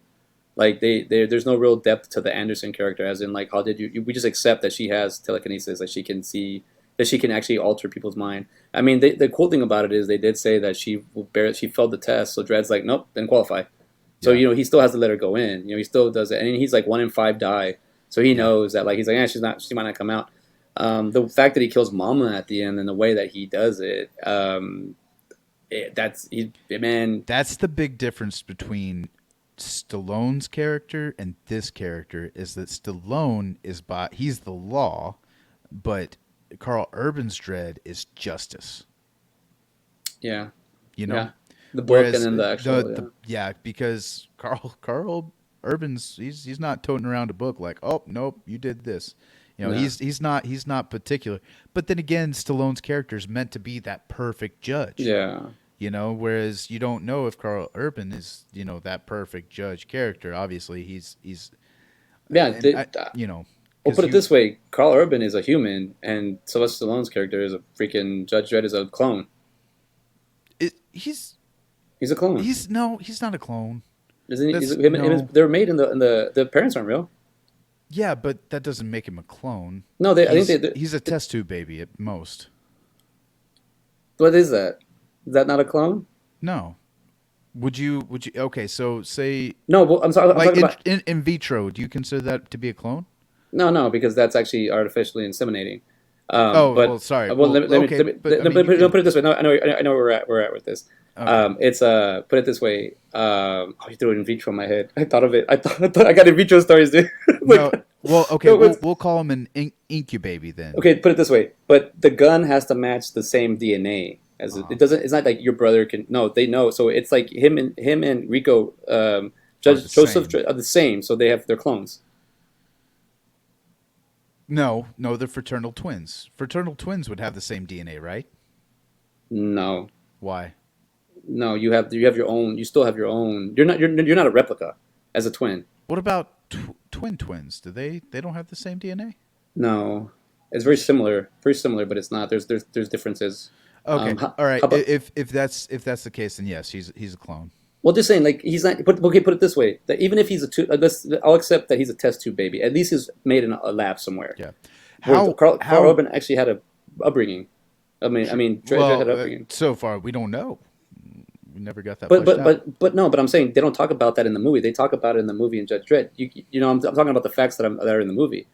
Yeah. So like, what you don't. So I'm assuming that he's a person because Okay. Okay. Yeah. you All know what I'm right. saying. Like he I get was what you're saying. raised in Yeah. that environment where in Judge Dredd, he's actually he's artificial in a way. And you Eh, find out that he's artificial, so that brings that aspect to the light. Okay. Yeah, I get what you're saying. I get what that's what you're I'm saying. saying. So, and that's why that's what. You would just default that he's a human if you didn't know that part about him in Judge Dredd. Okay. Well, Yeah. that's what I'm saying. I get what you're saying. You're Yeah. saying in Judge Dredd, he's the book because they programmed him to be the book. Yeah. Even if you're right, but he showed him as a baby, so he did grow up. So you know what I'm saying? It's not like he didn't have that. Yeah. But in Dredd, like you're right, he's justice, but he knows all the codes too in his head. Oh yeah. He So knows all the codes, and but that would be just a very good that's judge. what I'm saying. No, that's what I'm saying. What I'm trying to say is he wouldn't. He doesn't. It's not like he's foul play. He's actually like what do you call it? He's doing the right. He's doing his job. Yeah, but you would figure. I mean, don't get me wrong. Like I don't know if I would. I mean, you see Stallone kill people, uh, and stuff like that, but not in that manner. You know what I'm saying? Well, Like you don't have him say your sentence is death, and it's some kind of gruesome death.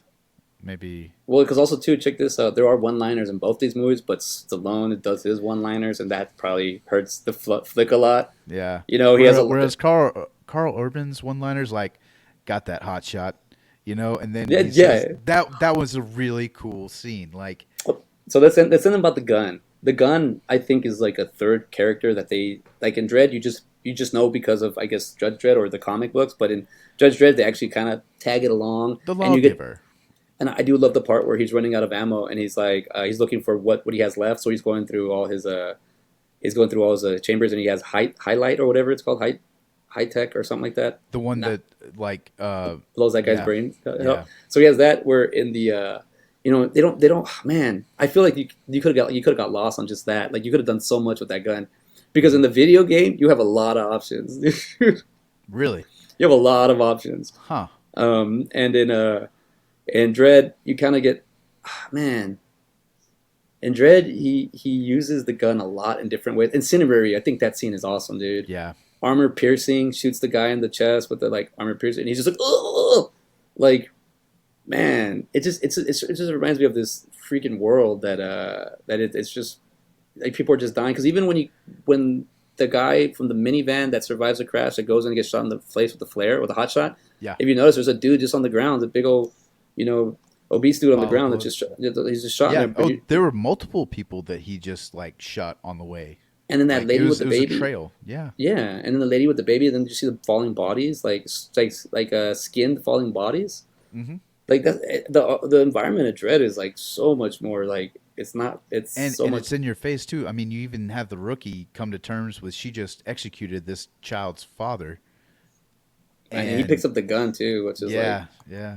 I mean, she did what she had to do, and she was even going to tell that lady like, and I'm glad that lady stopped her and said, "No, I don't want to hear it. I don't want to see you again." yeah, that's so crazy. Like, Because if she didn't, I'm sure that lady would have killed but her. it kind of sucks too because that lady is probably pissed off because she didn't want her husband to go. I mean, just assuming because she's Yeah. like upset, and it's one of those things like if you get them, you get the money, but or reward or whatnot, but You you know, also die. and this both these movies are very much a reflection of society. Like if you can't pick that up in these movies, man, then there's something Yeah. very wrong because both of them like these people live in this environment. It's like they even tell you like mama like she took over this entire block, like and if you don't work for her, Yeah. you're dead. And that's I mean, how do you expect to grow or be better in something like that? Like it's you're a product of your environment, and it's not necessarily that you're a bad person. It's just you have to survive. You have this family that you want to survive, and you're just in a shitty situation. Yeah, I think the fact that we see the I mean because let me leave you with this real quick. Okay. Dread, do you think it has like a zombie feel to it? like zombies with guns are coming at you. Like it's just a Yeah. like you know what I mean. I Yeah. was looking at this time because we I just think watched I think kind of like a junkie feel too. Like junkie and zombies would be kind of yeah. synonymous in this. Yeah. So yeah, I do understand what you're It, saying there. at one point I was like, this is actually pretty badass because if it's like a it's a shoot 'em up, man. Dread's a Yeah. shoot 'em up. It's a gun, double stock barrel, bullets going everywhere. Like Going through it's heads, going through dude, cheeks. Oh. it is very graphically like a graphic novel the way Mhm. it's intended. Like like that Dread I showed you that comic cover, but man, like they hit the points that they needed to hit with Dread, which people really like. I think honestly, well, great for sure with the scores. You'll find out right now what I think, and I'll score them. I'll score them, and All right. we can talk. All right. Let's do it. Okay. Your score for Judge Dredd with Stallone. What do you got? Eight. Whoa! I was expecting like a 12 from you. Nah, it's got an eight because I have to be honest with you. I was gonna say a nine or eight, but it's got potential. That's the Oh, thing. It wasn't dude, there though. It wasn't there. Like it's you're gonna be very surprised by my score. 11, No, it's a 10, but 10. close. Yeah, Yeah. I was. The reason being is I feel like this is I would recommend people to see this movie just because it's a stepping stone. You know, it's kind of what you mentioned earlier. Like we wouldn't have Dredd without Judge Dredd, and I can even though I may not like the campiness of it or the goofiness sometimes. I can appreciate that this movie. Also, the visual effects, man, like that blew me away. I forgot how good they were. The only one that I thought was kind of goofy was the Statue of Liberty, but Mhm. even that I can look past that. Also, was the Janus Lab in the Statue of Liberty? Yeah. Okay, that's kind of crazy too. Mhm. That you have a conspiracy, the whole conspiracy thing. Everything's tucked away in the Statue of Liberty. That's a little too much on the nose, right?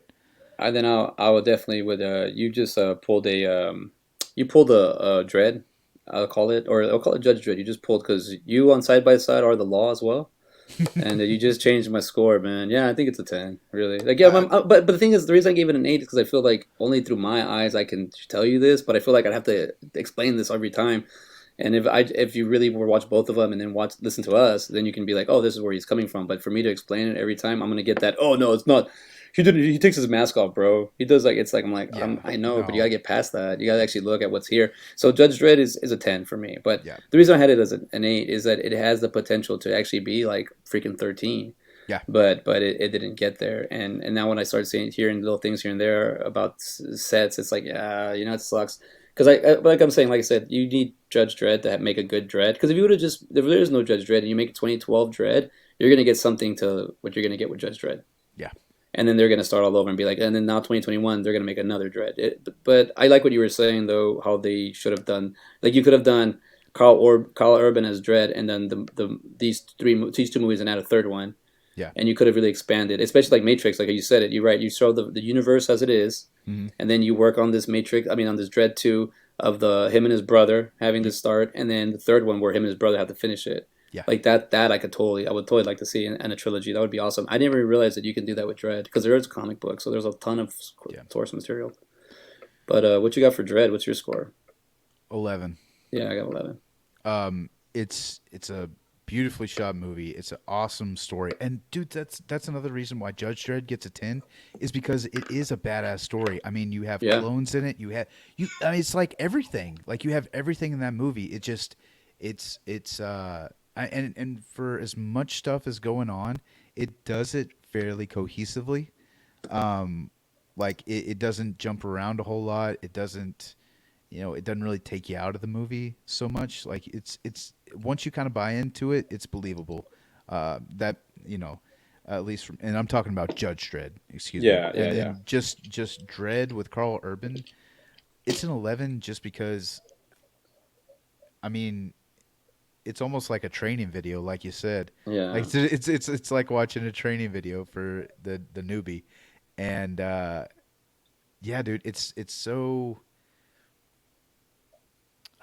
it's just a cool ass action movie, Yeah. and it's not apologetic about it at all, and I love it. You know, No, you're right, and it's very in your face. yep. It's very very very in your face. Almost to a fault. Like you're almost like, oh man, do you have to show that? But you're glad you saw it because it brings even more realism to it. You know, I guess that's what another big difference too is like Dredd feels like it's reality, and Judge Dredd feels like it's a movie. You know? Oh, totally. Yeah, yeah. I could totally. Yeah, Yeah, you're right about yeah, that. yeah.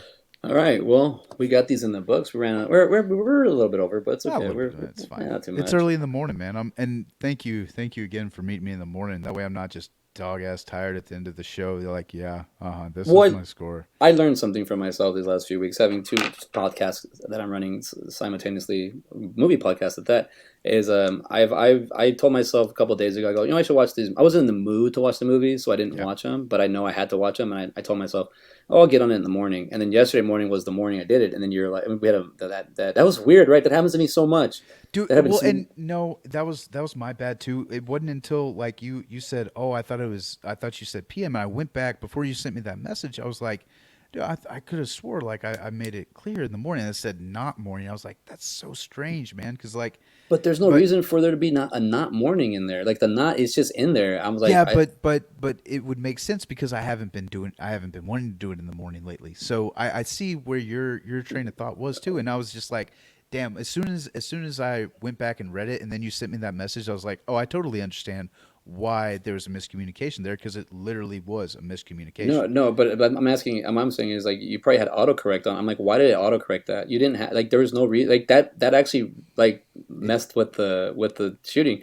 So my whole thing is now these 2 days before we decide I'm gonna have to have the movies done, because this other one I did I watched the movie last week and then if I want to I could rewatch it again in between. But at least I watched it with us. I was like, oh no, I gotta watch it now. Then we can do it. I'd rather it would have been better for us. Oh no, not the better, but I want to be ready just in case. And a week's time is a lot of time, so I want to Yeah, be able. it is, but I feel like the way that we do it, like watching it right before, is better Yeah. because I do the same thing. Is I watch it like a day or two before, just because it's fresh, and I don't think you should change that at all.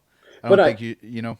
but like I said, I think I'll watch it earlier just to get my notes in, and then I'll rewatch it again before we do that. That way, I don't have to like because if I would have already seen the episodes and this yesterday morning I was just rewatching them, and you're like, "Hey, I'm ready to go," and I'm like, oh, "I thought it was at 7:30 p.m." Well, I'm ready to go, but like I could have. I'm taking it on myself to be like more on top of it too because there was no clarity. We just said 7 and 8. There was no p.m. But I just Yeah, assumed, I know. We're and gonna then have to start putting that and up. then I was like, well, Yeah, he doesn't want. And I was like, but I didn't question you because the sentence worked out perfect with the not mourning. Like it worked out. Like and now I'm like, he didn't put like you didn't put shall or I want. It was just like it just put not on its own. That's where I'm like. yeah. And then we go back to CJ and his conspiracy about the cell phone not thing. Um, Apple's Apple's trying to screw us up, man. all right, so I'm gonna take off the thumbnail so we can see each other, Let's do it. and we'll. Let's see how my lighting looks right now. There you go. Oh, Ooh. All right. yeah. So were you Well, thinking of where are you heading though? The thing I said before we started, the obvious answer is Rob Schneider, but it didn't seem like it was a Rob Schneider kind of day because it's so no, easy man. to jump I felt into. like I was just dogging on Rob Schneider the entire time. I felt kind of bad just a Well, little not bit not because on I Rob Schneider, on the Fergie character, not him yeah, himself. yeah, So that's true. That's true. I don't see any offense in there. You weren't saying because I love Rob Schneider, but I would Yeah, have been like, same. hey. But you weren't. It was like, no, you're talking about a performance or just a character, and because also I'm not. We don't want to ever talk about Joe Pesci. I don't want Joe Pesci to come get my nightmares. And remember, George Carlin has this whole bit about worshiping Joe Pesci. You know what? If I badmouth Joe Pesci enough to where he's like he wants to banter back, then I'll badmouth Joe Pesci all day. He'll get If that would get him to be like, hey, I need you to stop. And I'm like, oh, okay. Joe Pesci says stop. And then he's like, he talked to me. Joe Pesci talked to me. well, I'm Then saying like I would badmouth him till yeah. The I'll tell you. Irishman was freaking perfect. Joe Pesci, I loved it. Oh, he's bad And mouthing Joe Pesci. oh dude, Martin Scorsese. I mean, that was a just a beautifully long film. It felt like it was 6 hours. It was only three, but still, like it was it's one of those movies where the story's so good you don't want it to end, kind Do of you thing. do you Should we want go to? Joe Pesci? I think we should go Joe Pesci. We should go Joe Pesci, or we could go do Martin Scorsese. But I think we should go Joe Pesci. Let's do Casino and Goodfellas. That way I we thought get of both. I thought of that, and I just want to make sure that's a very obvious one. Are we? That's the one, huh? Fuck yeah. Damn, that's a lot to compare to. All right, that's putting that in the book. Yep. we're going to be doing. Let me get them up. I think Casino came out second, and I Goodfellas came think it out. did too. Yeah, I Yeah. think. And I will say about Casino. I saw that movie. Was it? No, I saw Goodfellas on HBO, and then I bought the poster right as soon as I bought that. Yeah, Goodfellas 1990. Casinos is 1995. Man, we could do like a Bronx Tale. You could go so many places with these Is mobster Joe movies. Pesci in the Bronx Tale? No, no, no, he's not. But Oh, okay. Robert De Niro is, and like all these mobster characters. So we're gonna do the Goodfellas 1990, rated R, 2 hours 26 minutes. The story of Henry Hill and his life in the mob, covering his relationship with his wife Karen Hill and his mob partners Jimmy Conway and Tommy DeVito in the Italian American crime syndicate. Director Martin Scorsese's, writers Nicholas Pileggi, screenplay. Well, that's the Wise Guy book. Martin Scorsese did the screenplay. Stars Robert De Niro, Ray Liotta, Joe Pesci. And then we're also going to compare it with Casino, 1995, rated R. 2 hours and 58 minutes. I'd never felt that movie was this long. Dude, Um, Goodfellas is long as hell too, isn't it? uh, no, what did I just say? Yeah, 2 hours 26. Yeah, you're right. But you know what? I was thinking about like MC like the Dorm now. Yeah. A tale of greed, deception, money, power, murder occur between two best friends. A mafia enforcer and a casino executive compete against each other over gambling empire and over fast living and fast loving socialite. Director Martin Scorsese. God, I've seen a lot of Scorsese movies. I didn't even realize he did this one. That's because he's really good at directing. And he took another book from Nicholas Pileggi, and he did the screenplay. And it's Robert De Niro, Sharon Stone, and Joe Pesci. Yep. Man, I bet you The Irishman was written by that guy too. let's find out real quick while you're at it. Let's see how many. Is it The Irishman? There he is, 2019. You know, I haven't seen this one either, but I want to see Oh, because dude. of the face and all that, the CGIs. Well, he didn't write it. Martin Scorsese just directed it, but it's Oh, but based it's off of based. Yeah, Charles Brandt. I'll be. Brant. Is that another mob book? Yeah. Yeah, because it's talking about Jimmy Hoffa. Al Pacino Hoffa. plays. Al Pacino plays Jimmy Hoffa, and so I think this is the first time you get De Niro, Al Pacino, and Joe Pesci all together, right? Because De Niro and Pacino worked in Heat, but was Joe Pesci Yeah. in Heat? He was. No, Joe Pesci was not in Heat. Did Al Pacino and Joe Pesci didn't do anything till Irishman, I believe, right? Yeah, I don't think so. I think that was. I think that was. Yeah, I think you're Because absolutely right. they had Christopher Walken and Al Pacino and like the stand up guys or whatever it's called, or the Stand around, guys. Yeah, stand something up like that. wise Yeah. guys, something like that. That movie, like that, I didn't see it, but I know they were in Me that neither. one. Yeah. So they're trying to get all the mob guys together in movies. But I was just talking about Chad Palminteri the other day, man, with my cousin. I was like, dude, that dude is from the Bronx and New York, and he's a straight up like theater actor. Is that the guy from A Bronx Tale? Yeah, yeah, he's the but Okay. he's the bad guy in that movie. Yeah. And Yeah. Yeah. also it's also he's in a Modern Family. He plays one of Jay's buddies. Sal, what's his name? I forget what it's called. He has a recurring character in what do you call it? Yeah, it's In Shorty is his name. Shorty. There you go. Yeah, yeah, yeah, yeah. Shorty, dude. He's funny, man. But all right, I think with this episode we went a little bit heavier on the Judge Dredd, and I think it was supposed to be like that Yeah. because Dredd itself, and even it says right here, Dredd 3D. I didn't even realize that Dredd itself is more of a like just a straight up movie. You just watch it, and then you get what you get. What you It's get. cut But and dry, dude. cut and dry. And Judge Dredd has that's what I'm saying. It has a lot to offer, but to get there, what they didn't get there, they didn't achieve it. But it's got a lot. But I'm just saying, I don't want to overhype this movie. I don't want to over that. That's the You don't reason I want to was like overhype Dread? Judge Dredd. Oh, Judge Dredd? Yeah. Yeah, Okay. I don't want to That's overhype it. Dredd, just put it on. I don't. It's up to you. Like yeah. that's already because it's more of a popcorn flick where Judge Dredd has. And it gets me thinking about locations, like because there's only one main location in Dredd, and Yep. that keeps the story there. Where Judge Dredd, they're all over the place. So Yeah. it makes it seem like if that had anything to do with it. But yeah, I'm happy that we got through this. These are great movies, by the way. I like just when you're right when you put them like this next to each other. Hmm. When you watch Judge Dredd and then you watch Dredd, it's like night and day. You're going completely different with where you're at on the timeline and whatnot. But all right, well, got anything else? Let fade us out with a little music, Hey. and then that way we Here, know I'll we're. fade out my light too. Oh While yeah, you're there you fading go. out the music. Oh wait, why is it doing that? All right. Oh, no light, light, no light, light. Look, See, I look not white, White. non color. Ah. So, but you're right though. Like we turn it off. That's how it looks before. So you could kind of just see the hat, the headphones, and the beard. But now you can actually see your eyes and your face and everything. Yeah, I like being a little bit more mysterious too. I have. I have. I'll put my mouth right here. That way you can't see my mouth. You just see the mustache moving up and down. See that? If you had the mic like right, you had the mic like right here, and you didn't move, and you Yeah. just stayed like that, it would be trippy. You'd be like one silhouette. Check this out right here. Look, I can make my mouth disappear though. I don't even need the mic. When's the last time you had soup? All over my face, probably like a week ago. So you're Dude, eating is very difficult. Like I don't eat in public a whole lot, and if I do, I eat like maybe 2 bites.